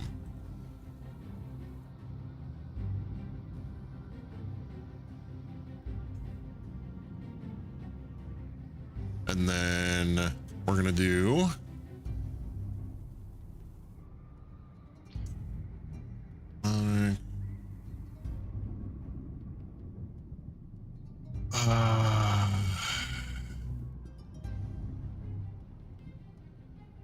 it's not a good so like half demon I guess has some stuff I can use. All right, humanoid might have some things. Again, Tailspire doesn't exactly have all the things that I want. It is what it is. So let's do. I would have had this ready to go, except I wasn't expecting you guys to run into this, so here we are. Well, I mean, we don't have to. You could always, I don't know, give us a little bit of a break. If you could. As I proceed to put all of the models on the board. There's no way things can get worse, One right, of guys? loves watching us slaughter his little guys? little toys. No, there's no way things can get worse. No. Anyway, she Why are you jinxing it like that? Why? Because it is something I'm doing on purpose because I think it's funny. Why are you like let me make it better. this? Things are going to go perfectly well, and there will be no hijinks ensuing, any horrible failures that may or may not happen. Why are you like this? It's hilarious. I should just imagine that like the have you guys like seen the flipping like that like video of like the Sonic and the Lego things like, well, it can be much worse than this. It's like, but it did get worse. But it did. His wife died. Yeah, but it did. Shortly after his wife died. You're like, oh, okay. All right, so It can always get worse. all right.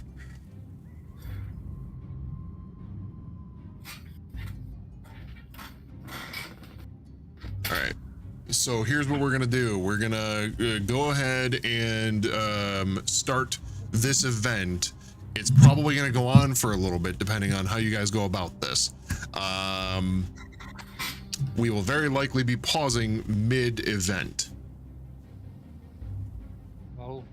So we will, depending on how this goes, kind of pause it partway through and pick it up next week.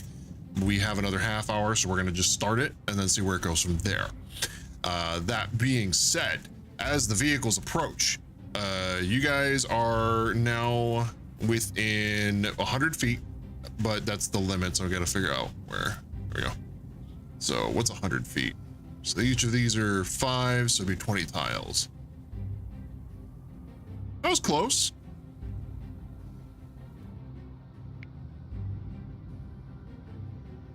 Right there. So that's 100 feet. Yeah. So we're gonna go ahead and roll initiative. No. Oh no. Yippee.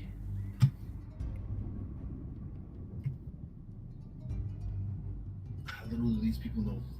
Hey, Oh, 19. dog. Nat 20.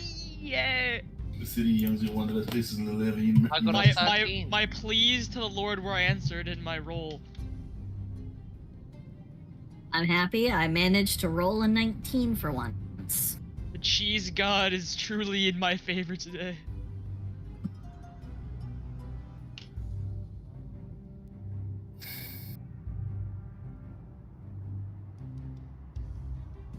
All right. Javal, waiting on you. Roll what? I'm sorry. Initiative.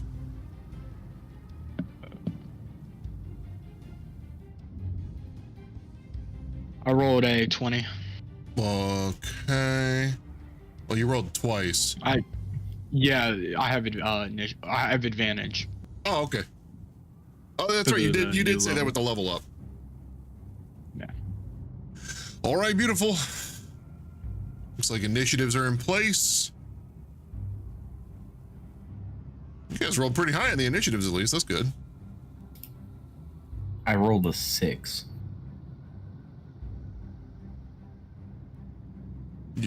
Are you sure about that? Yep. What's your modifier? +7. Oh, that's why. Okay. Huh? How do you... Confused. Negative. Alert.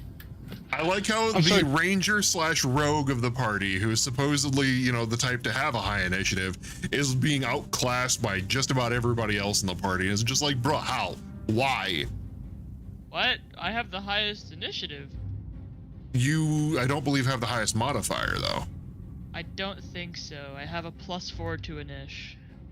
I have a +2. You just rolled a nat 20.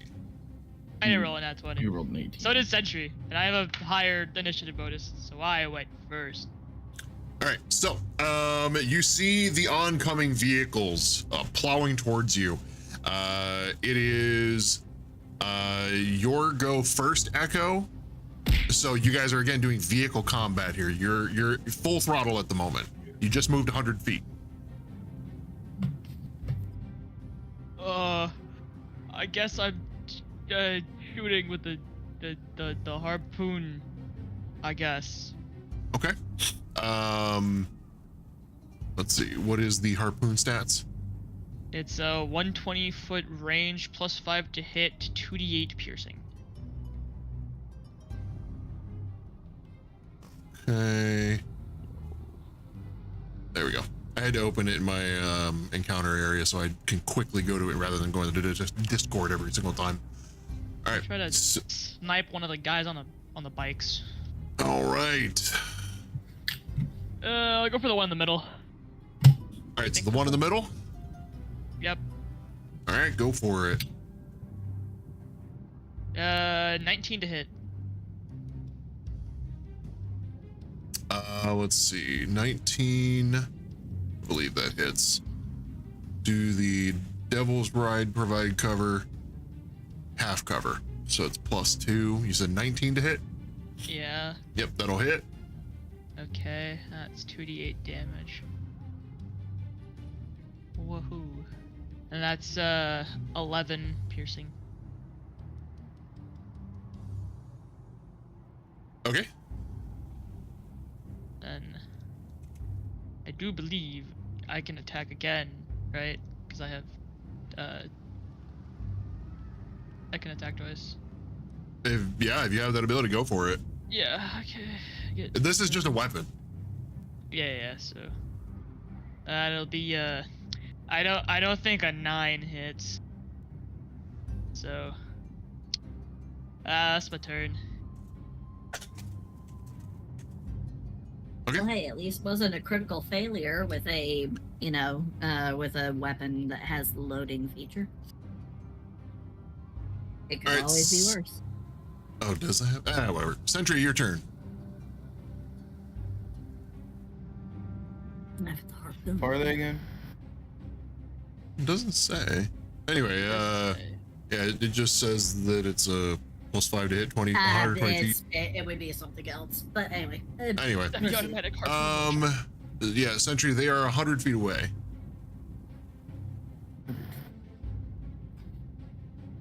Firebolt. 13. Oh. What are you shooting? Declare your target. Which are the targets again? One of you. Brain died. If you're not on the game and you're looking in stream, there's a whole bunch in front of you. Looks like 3 little things, 1 medium thing, 1 really big dark thing. 3 Devil's Rides, a Tormentor, and One all the way on the left. On the screen. All the way on the left. All right, go for it. Roll to hit. It was 13. Oh, that's right. That will. Oh yeah, that's gonna miss. Oh, okay. Anything else? hey, what does this button do? Ow! Freaking rude, man. Anything else, Sentry? No. All right, next up is going to be Lados, followed by Jalal, followed by Logica. All right. Let's see. Can't do nothing with the Wrecking Ball right now, so I'm gonna use Magic Missile on the far right one. Okay, on the bike. Demon Rider. The guy on the Magic bike. Missile. Yeah. Go ahead. It's 100 That's feet gonna be away. all 3 darts. Okay. Come on now. Okay. First one is 5 for the first dart. Second dart is also 5. Okay. And 2 on the third dart. So 12. Alrighty. Damage to him. Anything else? That's gonna be it for now. All right, next up is Jalal. Okay, I'm going to go into rage again. Okay. All right, I'm going to run to the scorpion. No, you're not. I would like to get off the car. You're moving 100 feet per 6 seconds right now. Oh, fuck. Yeah, I don't think someone was paying attention. You weren't paying attention at all. So you're moving 100 feet per 6 seconds at the moment. They are all 100 feet away from you. I'd like to shoot a fireball at them. Okay. Which one? Hydrate. The one in the middle. Let's see if we can hit all. The one in the middle. Are you looking at stream at all? Yeah, it's like the dog with the human next to it. Okay. The little one. Yeah. So give me the radius on the fireball. I'll tell you how big of a orb it is. It's a 20-foot. It has 150 range and a 20-foot radius. Okay, that one's good. That one's almost good. That one needs to move. There we go. There we go. All right. So you what was 20-foot radius? Yes. So if you select that part right there, that's 5, 10, 15, 20. Oop. Let me try that again. The 20-foot radius really from that bike only hits like 5, maybe 6 dudes, being generous. I would like to shoot the one in the right middle. There you go. So let's do, you know what I'm talking about. Yeah. So let's do right about there. Harder than I am. So that one will hit the whole demon grinder and both of the bikes. I'd like to do that. Go ahead. So Alright. it's a deck save for all of them, right? Yep. Yeah. Because the fireball is a homing missile, yeah. essentially. Yeah, it's a Dex 21. Alright, I'm gonna point Gargoth at them, and I'm like, alright, Gargoth, come on now. Alright, so because of the nature of the vehicles moving, I'm just gonna roll each vehicle's driver. Yeah, that's. I think that's how Mercer does it too. Because it makes no sense to each individual, like, your whole vehicle just got hit with a fireball. How are you dodging it as a rider, as a passenger? So, yeah, we'll do each vehicle. Right. So You can pull let's... an Indiana Jones and jump right off the back. Yeah, I mean, Jalal's done that. Straight up jumped off the moving vehicle last time we did this. All right, so that, let's see, the vehicle, we're gonna give the driver's dex mod.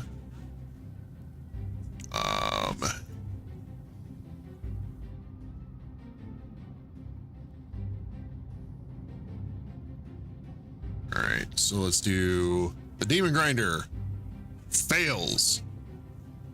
The right Devil's Ride passes. Wait, no, it's 21, right? Like it's stupidly high from Gargoyle's fireball, yeah, right? it's 21 is what he said. And even if it misses, they still take half damage. Yeah, I was gonna say it that one dodged. And then this one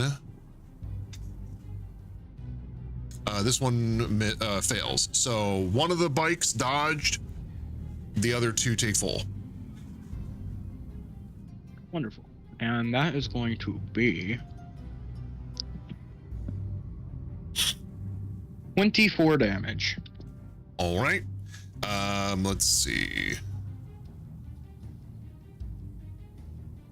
So as the fireball hits the Demon Grinder, it erupts. It catches the left bike on fire. The right one, the ball didn't quite go out far enough. It doesn't quite hit that bike. None of them even wavered.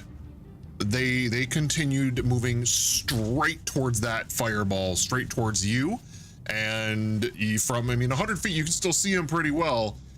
You see the passengers that were already leaning out of the vehicle, still leaning out of the vehicle, and still kind of like, throwing their swords around, and the rallying cry of the raiders. And they are still doing that. They're just now on fire. Question: Does that count as an attack? Yeah, absolutely. Okay, so I have 2 attacks per action. That's not so how I would that like works. to cast another. All right. Yeah. So that counts as an action. So essentially, you're using the shield's action, not an attack action on your character. So I see what you were getting at. I apologize. I didn't realize you were going for that type of nuance. So in terms of game mechanics, no, that is not an attack. That is a spell. Spells as a leveled spell can only be cast once. And if you're using spell scrolls or whatever, those are just using an action to read or cast the thing, which is essentially done Using one an and item. done. It's using an item. So you used an item, that is the full action. So you have bonus and reaction left. I see. Correct. So I would like to use action surge. Wait, can I do that? Like, technically, I think so. You're not cast if you use a fireball again or do something else. I think that all still qualifies because you're not using a leveled spell. I can use action surge to use another fire. Yeah, and roll me a insight really quick. And that is a 19. Oh, okay, yeah, you rolled really, really well, and you can glean from what you see is they look like devils. Devils are immune to fire. Are their cars immune to explosions? The cars are immune to fire. You know this because of the Demon Grinder. Fireball machines. Exactly.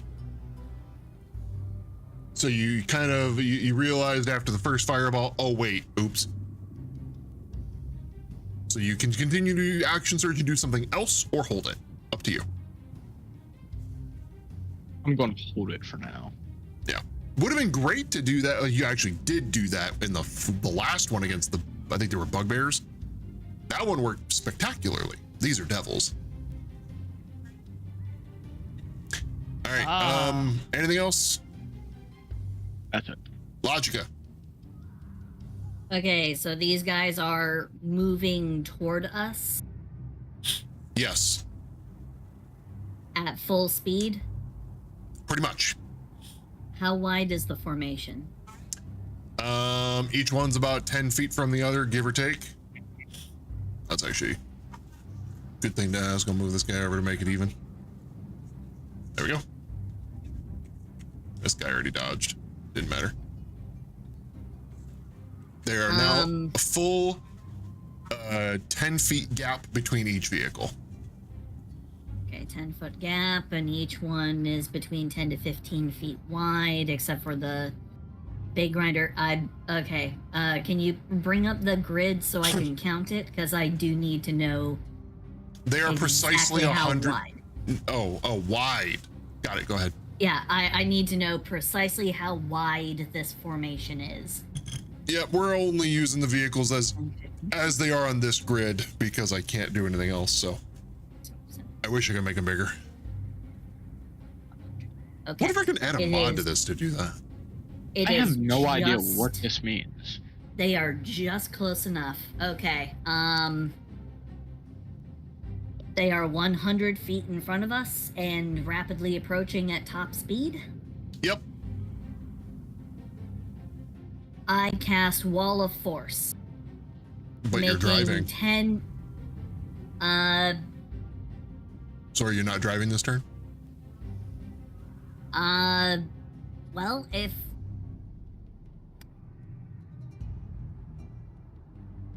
Fuck. God damn. Okay. Who is right by me? Echo is right by me. Manning the harpoon. Steve can take the wheel. Okay, I forgot we have Steve.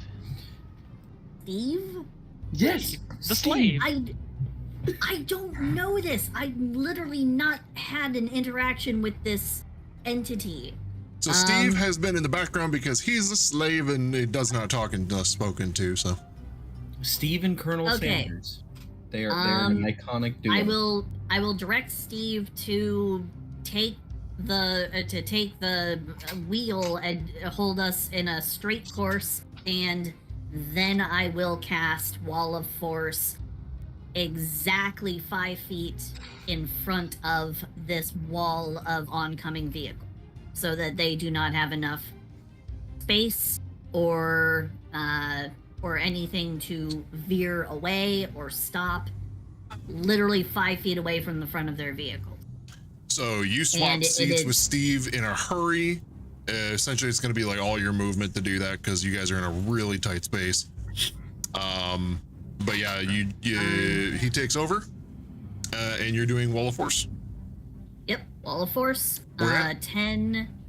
It's going to be 10 foot by 10 foot panels reaching across the front of the whole entire line.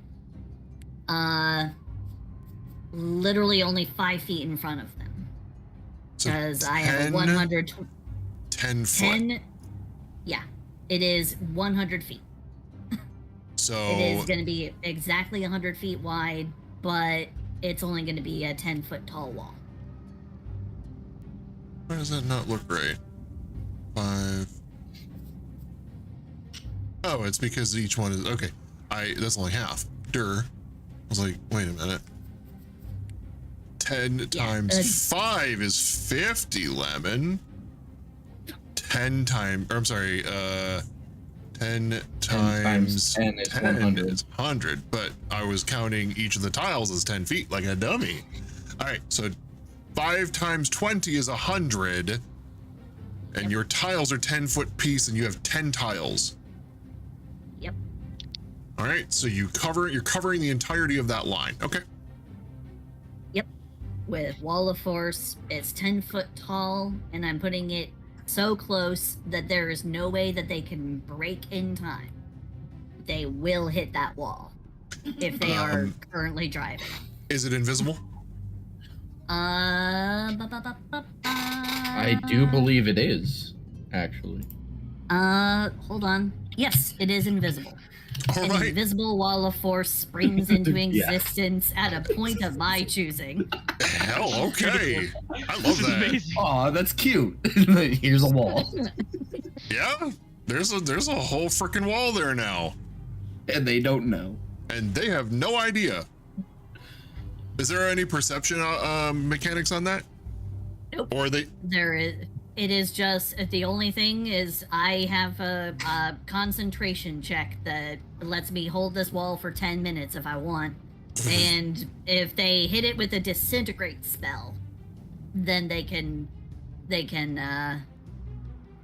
go through it. But anything aside from disintegrate will not work.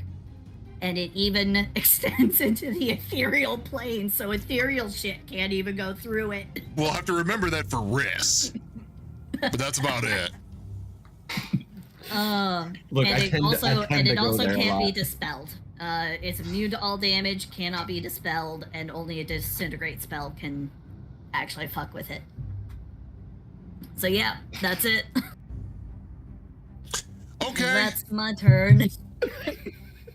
Are you gonna have what's his face move the vehicle at all? We are not stopping. So you're going? Are you going like to the side of the wall? Or are you going right up to it? Oh right, because we're also traveling at like top speed. Correct. I will have, I guess, once they hit the wall, because they're gonna hit the wall before we do. Right. Yes. Once they hit the wall, I will then dispel it. I will dispel it before we hit, but after they hit.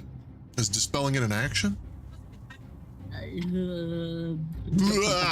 don't know any more than you do. I've never seen this one. It's you can end concentration on a spell, I believe, as either a bonus action or a free action, depending on whether or not we're in combat. It's if it's just dropping concentration, it's just free then. Yeah, and that is a concentration spell. So, but I believe it's got to be on your turn. I guess I will advise him to at least give us enough, maybe slow us down a little bit. Okay. So maybe you go like half. Yeah, like half speed. No action required. Oh. It's not an action required, but it's still got to be on your turn as far as I understand. Because you still have to be in charge of that. Yeah, it's not a reaction. You can't do it on someone else's turn. You can end concentration at any time. No action required. Nerdy. Let's get your input real quick, bud. I do not have the ability to freely look things up while we're in the middle of combat. I mean, I just looked it up. That's right, but that's still. Yeah, no. Nerdy's looking as well. So yeah, because of D&D being kind of nitpicky on its rules, attack is freely used, but then it's also a specific thing. Anytime, okay, does it anytime, or anytime during your turn? Anytime during the round of combat? What are we talking about here? Dropping concentration does not require any action, therefore you can do it any time you want. This can be strategically advantage if you drop concentration on certain spells on an ally's turn just before they do a particular thing. Oh, well there you go. It can be anytime then. If it gave that example straight up, you're good to go. You can use it anytime you want. All right, I will. Okay, well then I will just say, make sure to not run over the debris. Oh, and looks like Starlight's Valorant is fixed. That is directly from the D&D Beyond information. Rules and game mechanics from D&D Beyond. All right, so I moved the vehicle up. don't know why I got goofed up, but that's okay. Just don't run us over the debris. Like run us in like between a gap, I guess. All right. Yeah. Steve would make God. sure you guys didn't get hurt. If he knows it's there. If he gets, well, I mean, if he gets them hurt, then I mean that's his life. He knows this. All right. After Logica, and we'll say Steve takes his turn with you because you commanded him to do a thing. I don't care. Because you were already the one driving. Let's see. So let's have the rest of the party roll me a perception check really quick. Oh, wonderful. That's gonna be a 15 for me. Our perception is better than your perception. Perception. I got it. 17. Perception. So let's see. Riss, Lados, Jalal. Oh, we're rolling perception? My bad, guys. Everybody roll perception. I got a 28. Is that good? I have a plus 10. So, you know. Dirty 20. Question, Lemon. Does my bird's eye view give me an advantage? No. You're fine either way. Wonderful. All right. Is it 28 good or bad? I think it's bad. 28 for a perception? That's fucking fantastic. It is. It is terrible. God. Pretty much everybody except for Nadia and Sentry sees this. You guys kind of notice it as you're flying up into combat here. Off to the side, you see a Devil's Ride absolutely hauling out from the side. I'm gonna go ahead and put another one on here. What was it? Demonic? Yeah. I see them so well, I can see into their soul. I got a dirty 20, so at least I noticed that they are there. Let's see. I'm our official stealth person, by the way, guys. I have a plus 12 to stealth.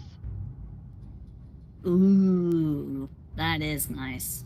And I also have my funny, comically large witch hat that lets me become anything I want to be. Disguise. At will.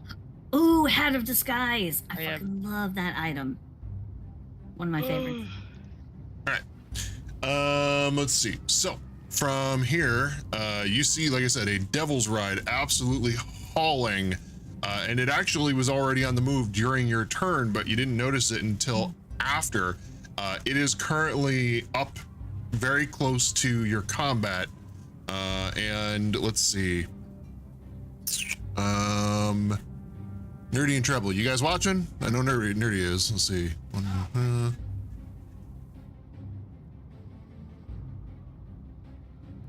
Where is my DMs?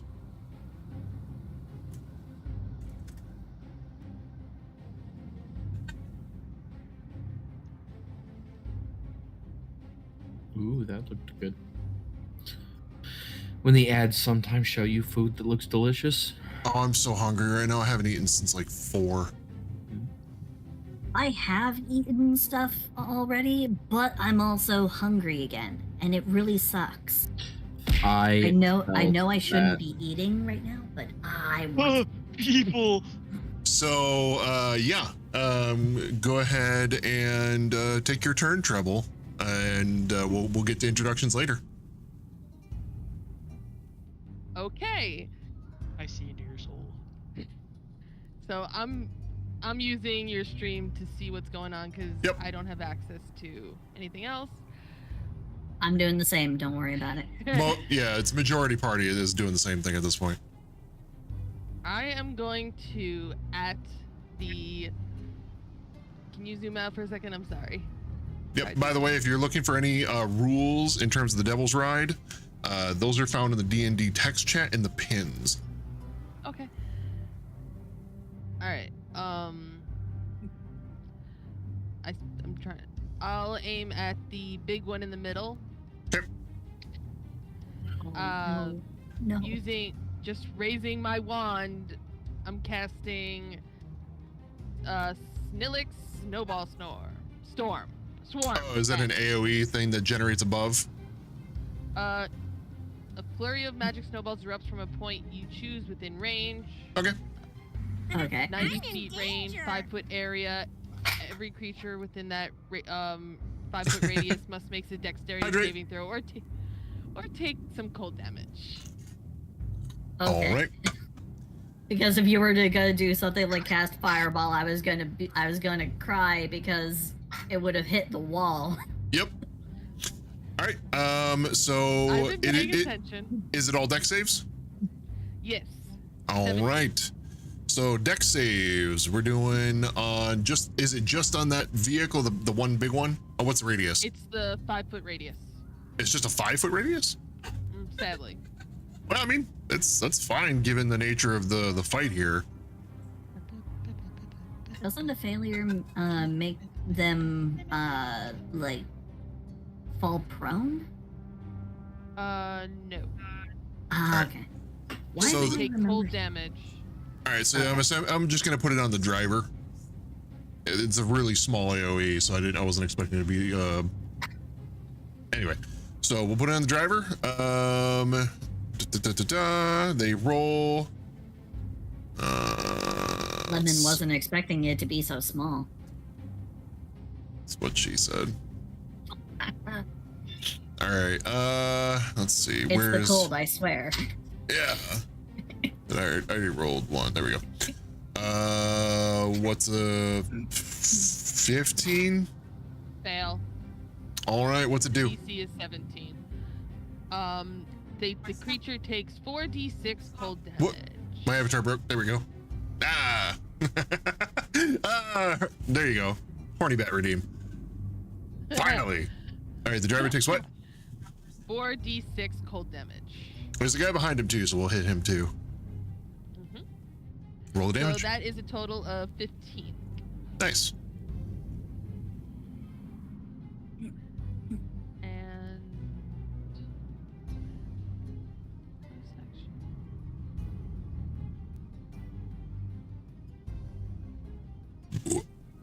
Anything else? second. Just double checking something.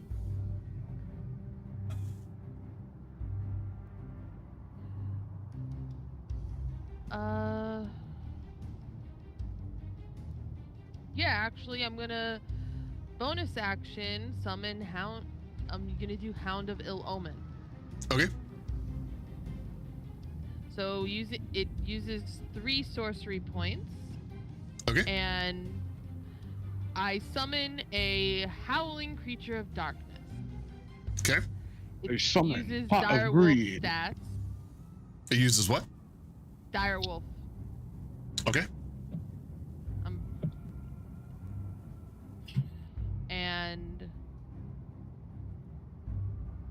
second, I'm sorry. My PC is vibrating. And it has half of my sorcerer level hit points. Okay. Where does it go? I wanted to go for the one on the right. Yeah. To attack that. Okay. So it'll be chomping as it's moving. That's fine. So do what you're gonna do with it. All right. So it's going to attack. So that's bite.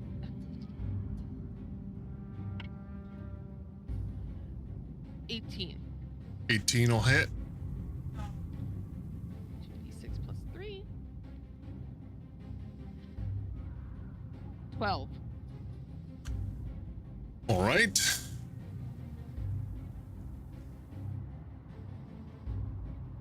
And that is my turn. All right. Somebody's having a good time over there. Right. Let's see. After that, are we getting to these guys' turns? Yes, we are. Woohoo!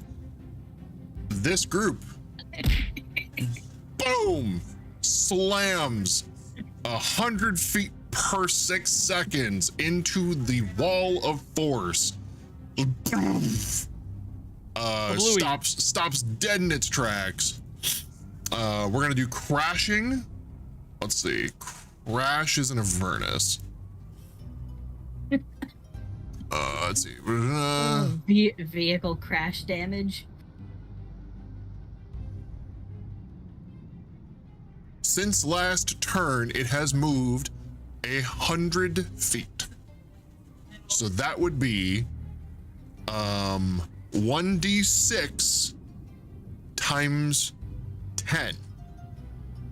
So it is 10d6 bludgeoning damage on this vehicle. Okay? About its occupants. And this is now the rule for all of the vehicles that are here right now for this wall. It slams into this wall going 100 feet per 6 seconds and does 33 bludgeoning damage on collision. And that will be much higher than the threshold needed to cause a mishap.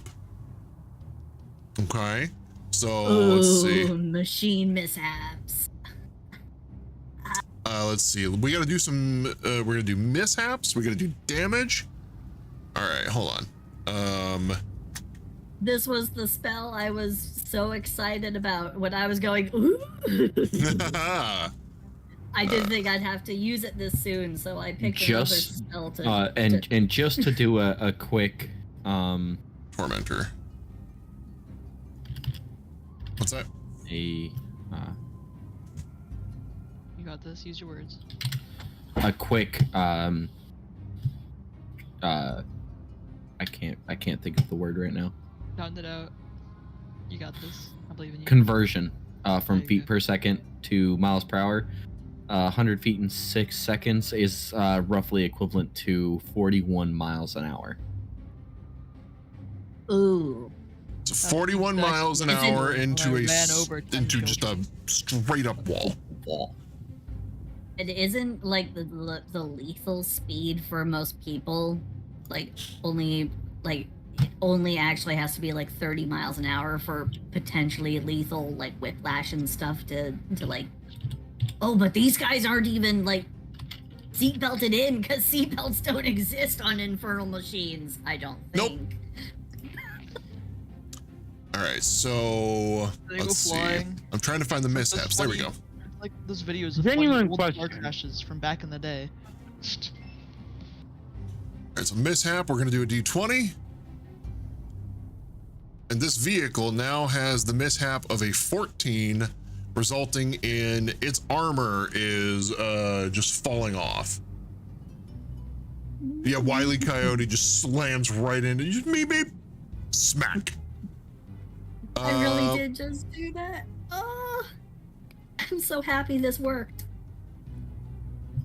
Oh my! So the damage threshold is it was at this moment that he knew he fucked up.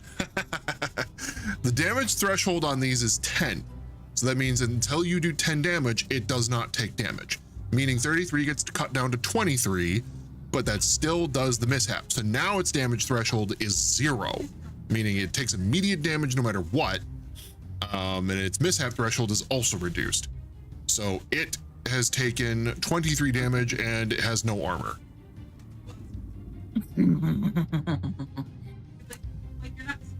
Oh, plus all of their speed has been reduced to 0.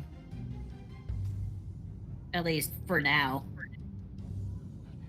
They'll have to like restart the vehicles.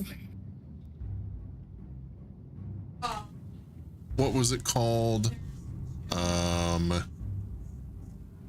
Damage threshold. I was trying to take a note here.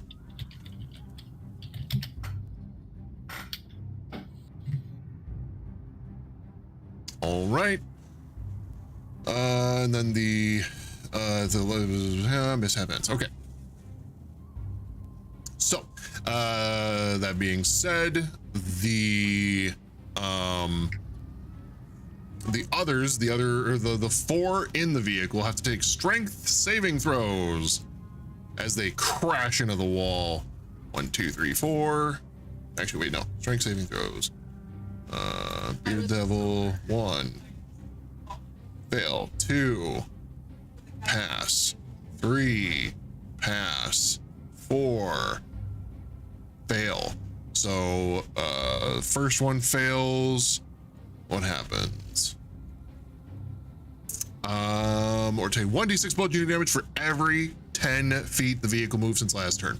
the same exact roll. So we'll just apply that 33 damage that we got before. Same 33 damage. Oh, fun. They actually all take, it just has to be more than 10 to take any. Oh, all right, that's fine. That was not well explained in the manual. Anyway, where did I just go to? There it is. All right, so they all take 33 damage, who fail or half as much on a success. So 33.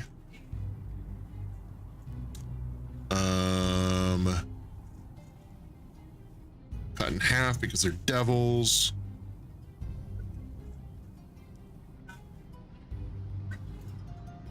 And then half of that, so that.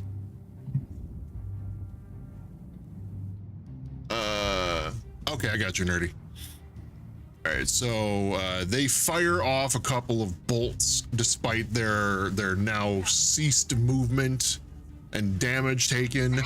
However, they hit the wall of force and nothing happens. Next up is going to be Nadia, followed by Riss.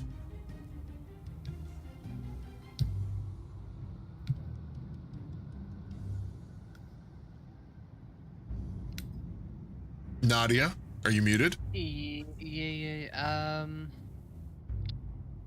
Brain function. Brain not function very good at almost 5 a.m. Yeah. That's why we're ending soon.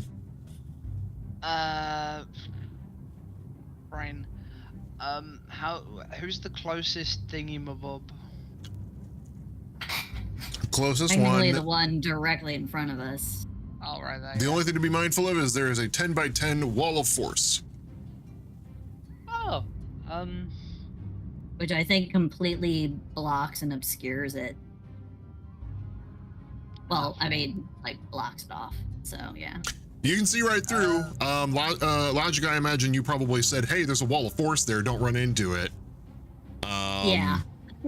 10 by 10 wall of force. Nadia, you can kind of assume based on that. You can either, hold actions. I think you are on a harpoon. Yeah, I said to go on the harpoon, yeah. So I guess you could hold an action and go from there or try to do something else. So there's a 10 by 10 wall, right? Uh-huh. Well, it's a 100 feet by 10 feet tall. 100 feet long, 10 feet tall. Long, wait, is it No. diagonal? Hold on. So It's 10 panels, each one 10 foot by 10 foot, and I configured it in one straight line going across the whole formation. 100 by 10. That's okay. I was just making sure that I was right about that. So there's a 10-foot tall wall. I can't shoot through it, can I? You can't shoot through it, no.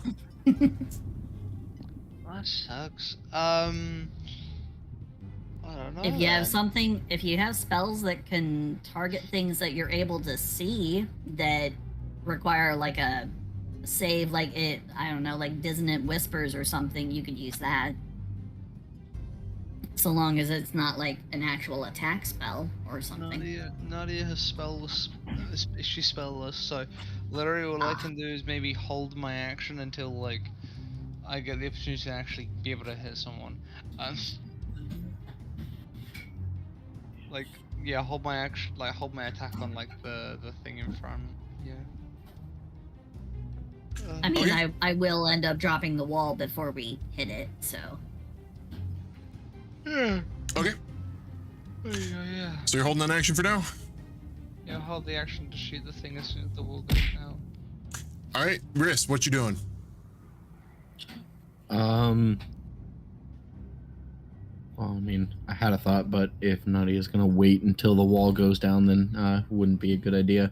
Honestly, yeah, I was gonna say you can't really see the wall. You might have heard Silsey call, or Logica call it out, but you're not in that vehicle, and the roar of all of that, you probably have no idea aside from just seeing the one thing crash into nothing.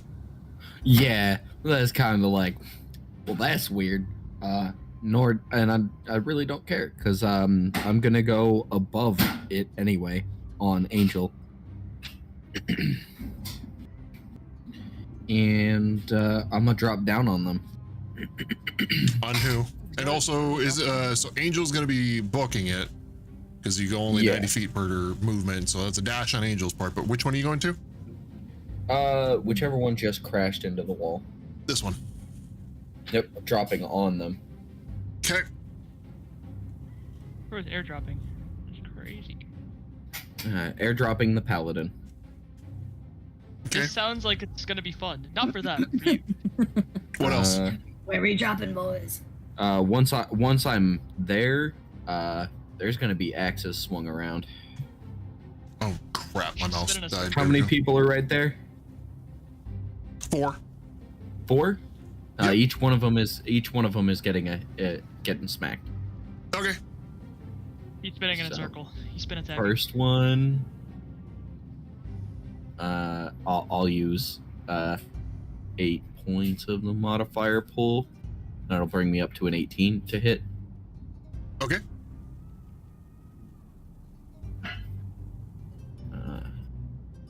That hit or no? An 18 will hit, yeah. Okay. Which one? You're doing one on each. One on each, yeah. So we'll start with the driver and go around. Okay. It's gonna be 8 slashing. Gonna expend the first level spell slot for a divine smite. Go for it. Are these they are fiends. Okay. So that's gonna be 3d8. That's gonna be 7 radiant. Okay. Second one.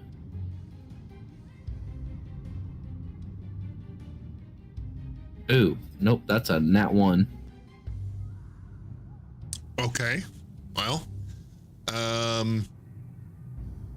yeah. Well, we didn't roll for your thing from the last combat, though. We should have done that, unless you didn't tell me. But rolled for what thing? Oh no, you weren't wielding it at the time, so. But you are now. So, but yeah, yeah, you got Butterfingers here. You dropped the axe. That's fine. I'm okay with this. So it's gonna land outside the vehicle. Well, that's fine. I do not have a problem with that. I will action surge though. Just to make sure, the nat 1 was on a 2 hit, not your damage, right? No, that was a 2 hit. That was my second attack. Okay, I'm just making sure because I don't remember hearing the radiant damage. What was it, 7? It was 7, yeah. Okay, that's what I missed. Continue. Okay. First guy's looking a little bloody. Well, don't have an axe, so time to claw. Okay. So you're just going around and around? 24 to hit. Yeah. Moving on to the next one. So you missed the second one, going to third one? Yep. Okay. That's 24 to hit on that. 24 hits. Oh, lemon. Yep. I start school tomorrow, and I kind of got to get That's going to be 6 slashing damage. Did you take your turn already? Yeah, you did. You can go. I will burn a first level spell slot for for another divine smite. So how much did you do? That was 6 slashing. Okay. Divine smite. And 17 radiant. Much better. Also looking bloody. Next one? Now this is an action surge though, right? Yeah. Okay, 21 to hit. 21 hits. Another 6 slashing. I'll burn another first level spell slot. Okay. Actually, no, I'm gonna burn a second level spell slot for this one. All right.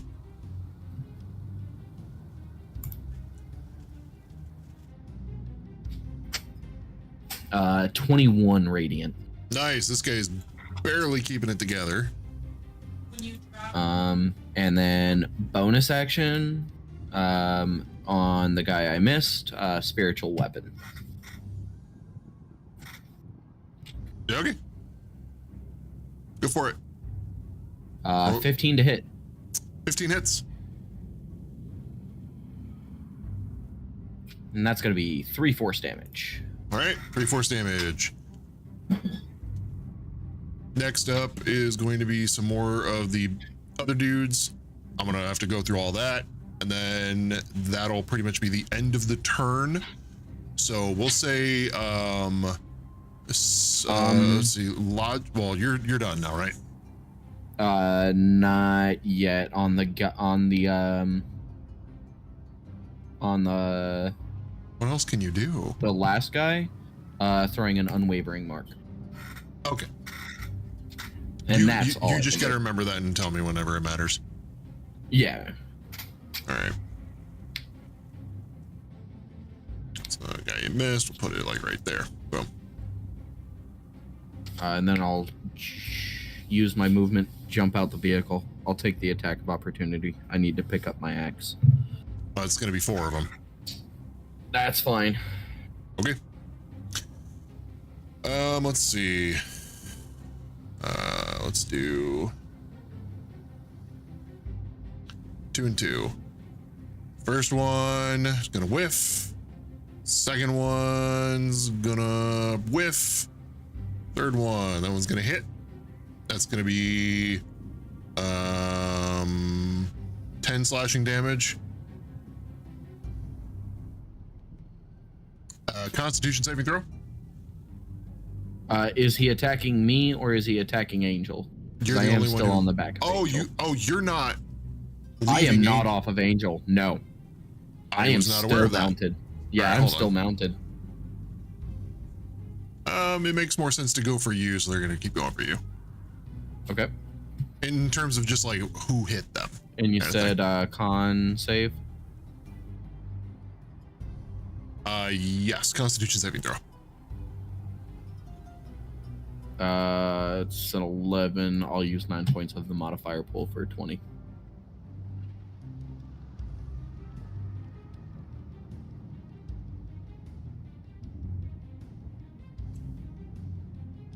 All right, so 20. You save, that's fine. Let's see, after that, got one more. That one is a 20 to hit. That does not hit me. Okay. After that is going to be, let's see, the Demon Grinder, also still advancing. Not for long. Does not advance further. Runs straight into a wall of force that is going to be 10. Let's see. And unfortunately, Lemon, I am also gonna have to hop off. I do have work. That's okay. Your turn is done, so you may go. You guys have a good night, and I'll catch you next time. Night night. Night. Goodbye. 32. So the damage threshold on the Demon Grinder, I believe, is only 25. No, I'm sorry. Damage threshold is still only 10. His mishap was 20. That's, I think, what I was supposed to be thinking of. Anyway, so 32. Pretty similar to the last roll. Let's see. Demon Grinder takes 32 damage.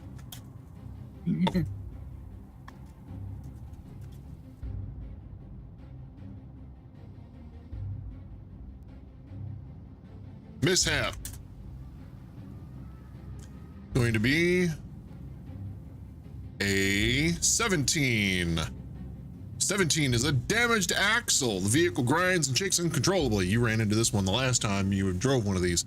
Until the mishap ends, the vehicle has disadvantage on all dexterity checks and all ability checks. And attack rolls made by creatures on or inside the vehicle have disadvantage. So all checks and all checks and attack rolls are disadvantaged as long as they're in the vehicle while it's moving. Damaged axle.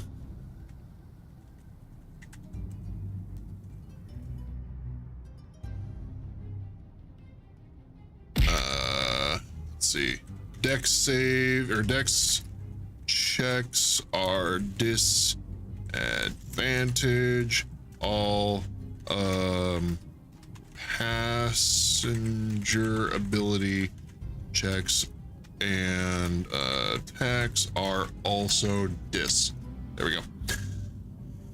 And from here, another bunch of strength saves. So we're gonna do, I'm just gonna, let's see, bearded devils, 1, 2, 3, 4, 5, 6, 7, 8. We're just gonna see which ones fail.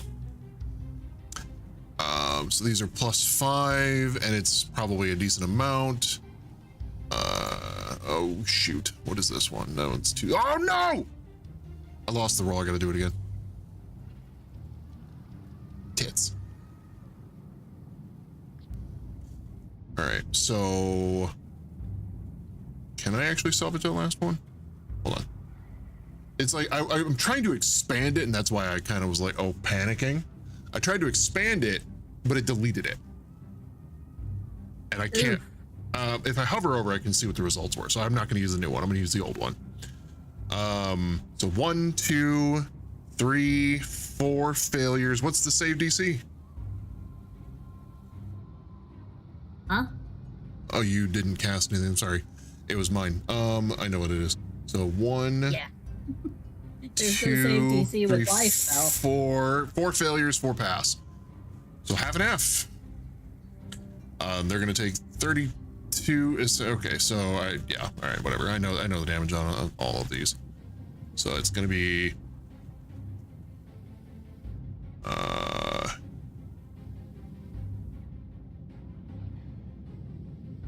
How did these guys take damage already? Did I do it in the wrong group? Yeah, whatever. I don't care. Damage, damage, damage, damage, damage, damage, damage, damage. Okay, the next guy, it's a more beefy looking devil, still slams boom right into the wall. That is 10d6 damage. 32 again. This makes my math a lot easier. That's good. 32. So the, hold on, I gotta look something up.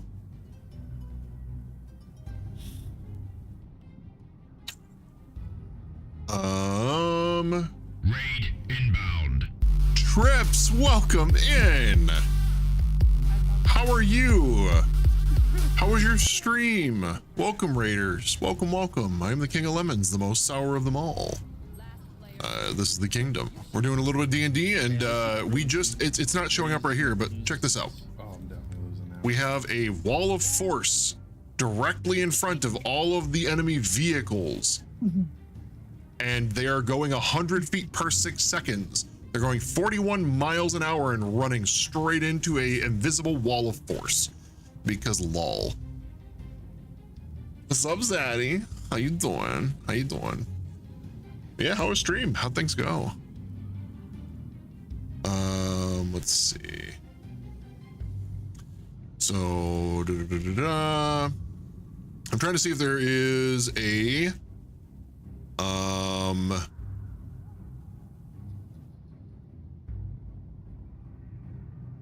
result. So yeah, the Devil's Ride hits the wall of force and just crumbles. This vehicle is straight up just destroyed. It is a heaping wreck. This guy, not wearing a helmet like a dummy, flies right off the vehicle and just slams into that wall of force. Also gonna take that, let's see, he doesn't even get to save. He's not even in a vehicle anymore. Like, bro just takes the damage. So he takes that 32 damage as well. So cut down because they're devils. Boom. Bro is just prone on the ground like, what just happened? And then the Demon Grinder, I think I already did all that. Yup. And now I want to do the other one right here. This guy moves literally 5 feet and slams into it as well. That's gonna be another 10d6 damage. Check this out, chat. This little vehicle, this little tiny vehicle just took 26 bludgeoning damage. That sucker is also going to be doing a mishap of a 5. That is a furnace rupture. The vehicle speed decreases by 30 feet until the mishap ends. Devil's Ride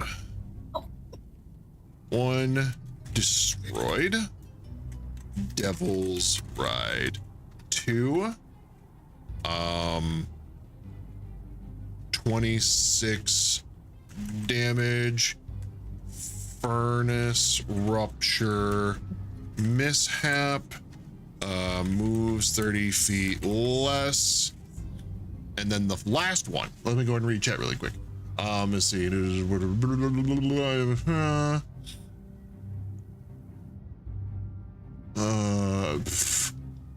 So let's see. You know it's a good game when the DM has to take a full 20 plus minutes to figure out the physics of a single player's spell. For real. This takes so much time because I am just rolling so many dice. I have rolled, let's see, 1, 2, 3, 4. I'll be rolling 5 different vehicles of this. I will be rolling 50, it's like 75 dice for this. I have to roll so many dice for this.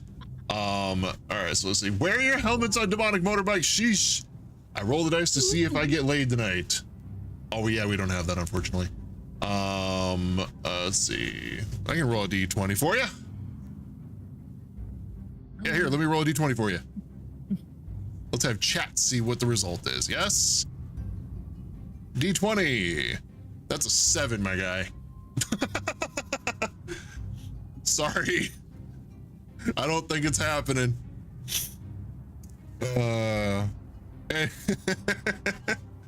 So, let's see. You can always use the modifier points in chat. Yeah. All right, so this one is busted. The guy on the vehicle has to roll his save. That's gonna be blah, blah, blah, blah, a fail. Dude is taking the full force of 32 damage, cut in half. Or no, I'm sorry, 26 this time. 13.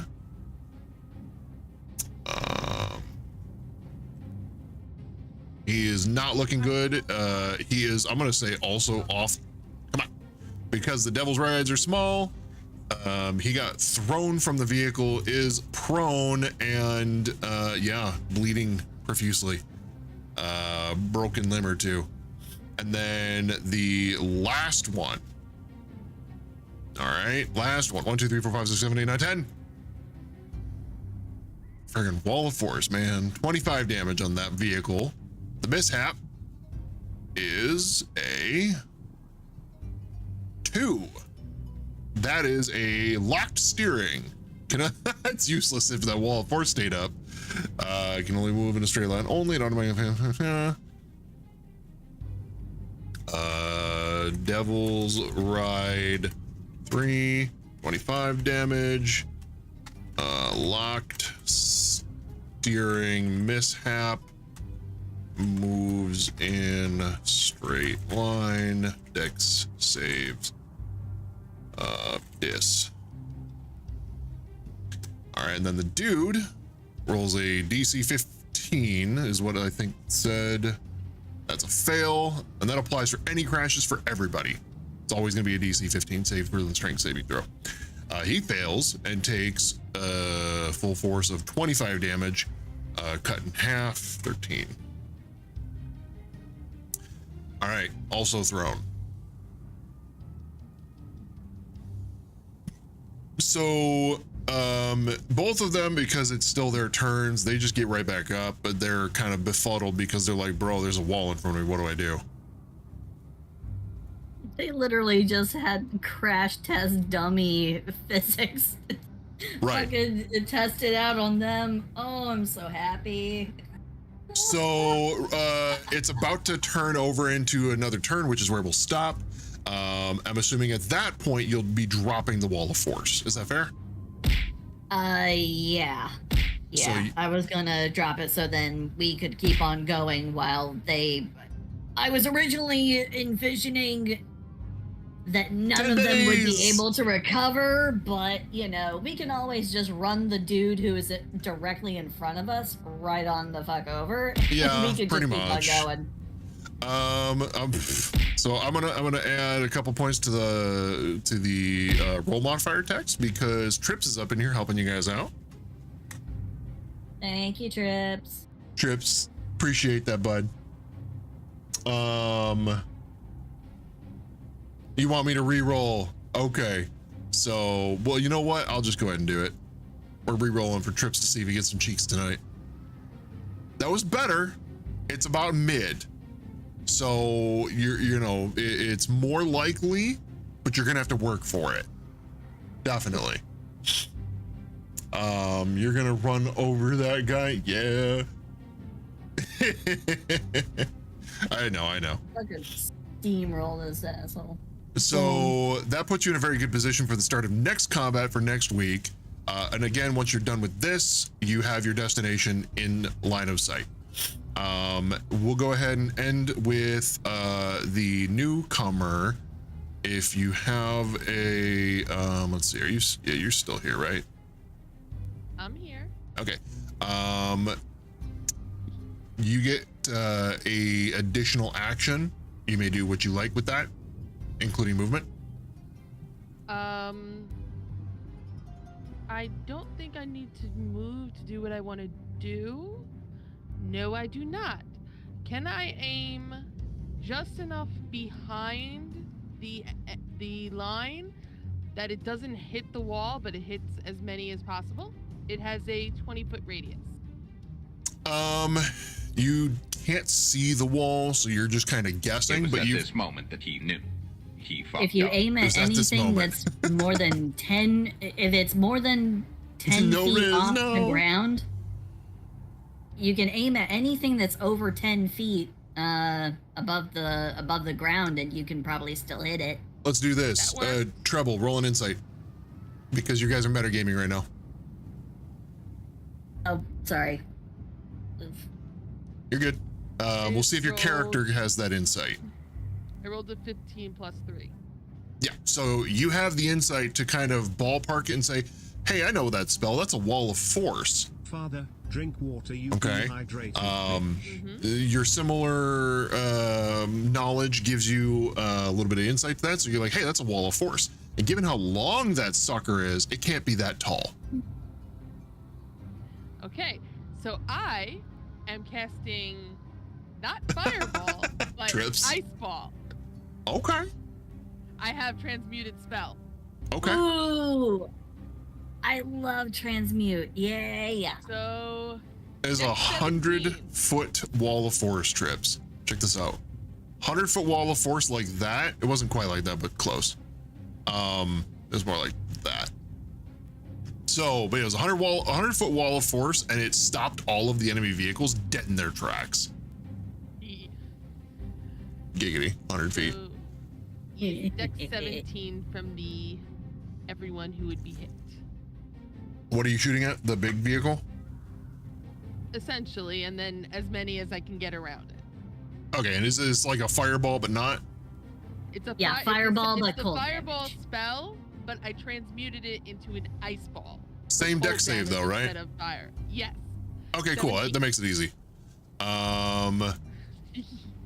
So because it's a vehicle and they're all crammed in there, I'm just rolling the one save. They do pass it, so it'll be half damage. Yes. 2, 4. So everybody in 6, that takes half damage. 8. And I am rolling 8 Oof. dice. You going for another reroll there, Trips? I see them 10 biddies. It's bigger than the Attack on Titan wall. It's longer for sure, but it is very 27 thin. on the die. 27. So that would be 14 cut in half damage, and that's ice magical. Okay. Okay. Those of you that are close enough, you can tell most of these guys are not doing well. And I'm gonna have my little hellhound attack. Raid inbound. Spooky Jade. Hi. How are you doing? Welcome in, Raiders. We're doing a little bit of D&D tonight. So no. We're not doing D&D. We're doing physics simulator mathematics. Okay, we'll chat about that for a minute, all right? So, we'll give me a second, Treble. Yeah, okay. So welcome in, Raiders. I'm the King of Lemons, the most sour of them all. This is the Kingdom. How are all of you doing tonight? This is Spooky Jade with the Kawaii raid. Good. How are you? I am doing well. I have to go to the bathroom like nobody's business, but we're very near to the end of our session here, unfortunately, but we are going for a little bit longer. And I'm going to go ahead and give you guys a quick breakdown of what's going on. By the way, were you doing, what was it, Valorant? You were doing Valorant, right? Oh no, it says League of Legends. You're doing League of Legends? Okay. Let's see. Trip says no more math for me. I already do college math. Oh, that's heavy math. Ew. That's the boring stuff. This is the fun stuff. This is the fun math. So check this. But we have a. I'm gonna do a quick display of it again. So there is a 100-foot wall of force that Logica just put down right there. Okay, it's a 100-foot wall of force. That wall of force is stopping 5 different essentially Mad Max vehicles. They're infernal war machines. They're a bunch of rickety nasty looking vehicles. They were going 41 miles an hour each, 100 feet per 6 seconds. 41 miles an hour into a wall of force, immovable object. All of them just got like thrown from their seats. One of the vehicles just straight up exploded. It's a whole thing. I have rolled nearly 100 dice for this because they just, all of them took so much damage. Trips with the 15 biddies. Well, I gotta roll Trips as reroll. And I'm also gonna add that to the pool, so that's 5 more points for y'all. So make sure you thank Trips, y'all. Thank you, Trips. I'm already having a great one. Oh, this is so good. And here, y'all were thinking you were gonna get TPK'd by the Death Knight earlier. I was prepared to banish myself. Logical was like... Yeah, I backed up. I was protecting myself from evil and good, and I was ready to use my last 4th level slot to just be like, you know what? Fuck this, I'm out. Everybody, see ya. Have a good one. Let's see. The party is about to drop the wall and cruise on by, running over someone whose bike was destroyed. Yes, the wall just dropped, from what I recall. The mysterious stranger joining from side, guest star. Let's see. Sorry for the long text. I don't see long text. What you talking about, Trips?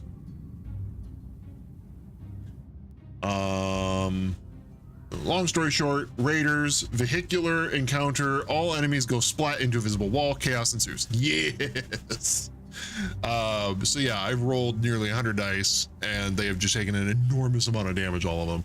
Tune in next time for the thrilling confusion, always. So Treble, you're doing the wolf thing on the dude who's now just like not on his bike. And yes, I rolled while you were talking. I'm like, okay, I'm gonna roll this so it's easier, so it's done. I rolled a 16 plus 5 to hit. Okay. I rolled the 2d6 plus 3, which was a total of 8. And he has, I forgot this last turn, he has to make a DC 13 strength saving throw or be knocked prone. He's good. So he takes how much damage? 8. All right, 8 damage it is. Yep. All done? Yeah. Let's see. I'm surprised you're still here, Jade. Are you awake? Barely. Oh, you can go to sleep if you want to go ahead and take your one held harpoon action. The wall has dropped. I'm gonna kill someone. I'll shoot the guy in front, closest in front. Yep, there's a guy on the ground. There's a guy on the ground. Fuck him up. I was hoping we'd be able to run him over next turn. Yeah, this poor devil. What do I roll for damage? It's I think +5 to hit. D20 +5. Yep, so it's a D20 +5, and it is 2d8 piercing. Okay, does a 12 hit?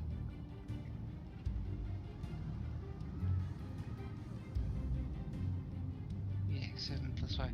Yeah, 7 +5, that's 12, yeah. Does 12 hit or no? 12? Yeah. 12 does not hit now. Can they? Oh, do I get extra attack because I'm using? No. I'll give it to you. Yay!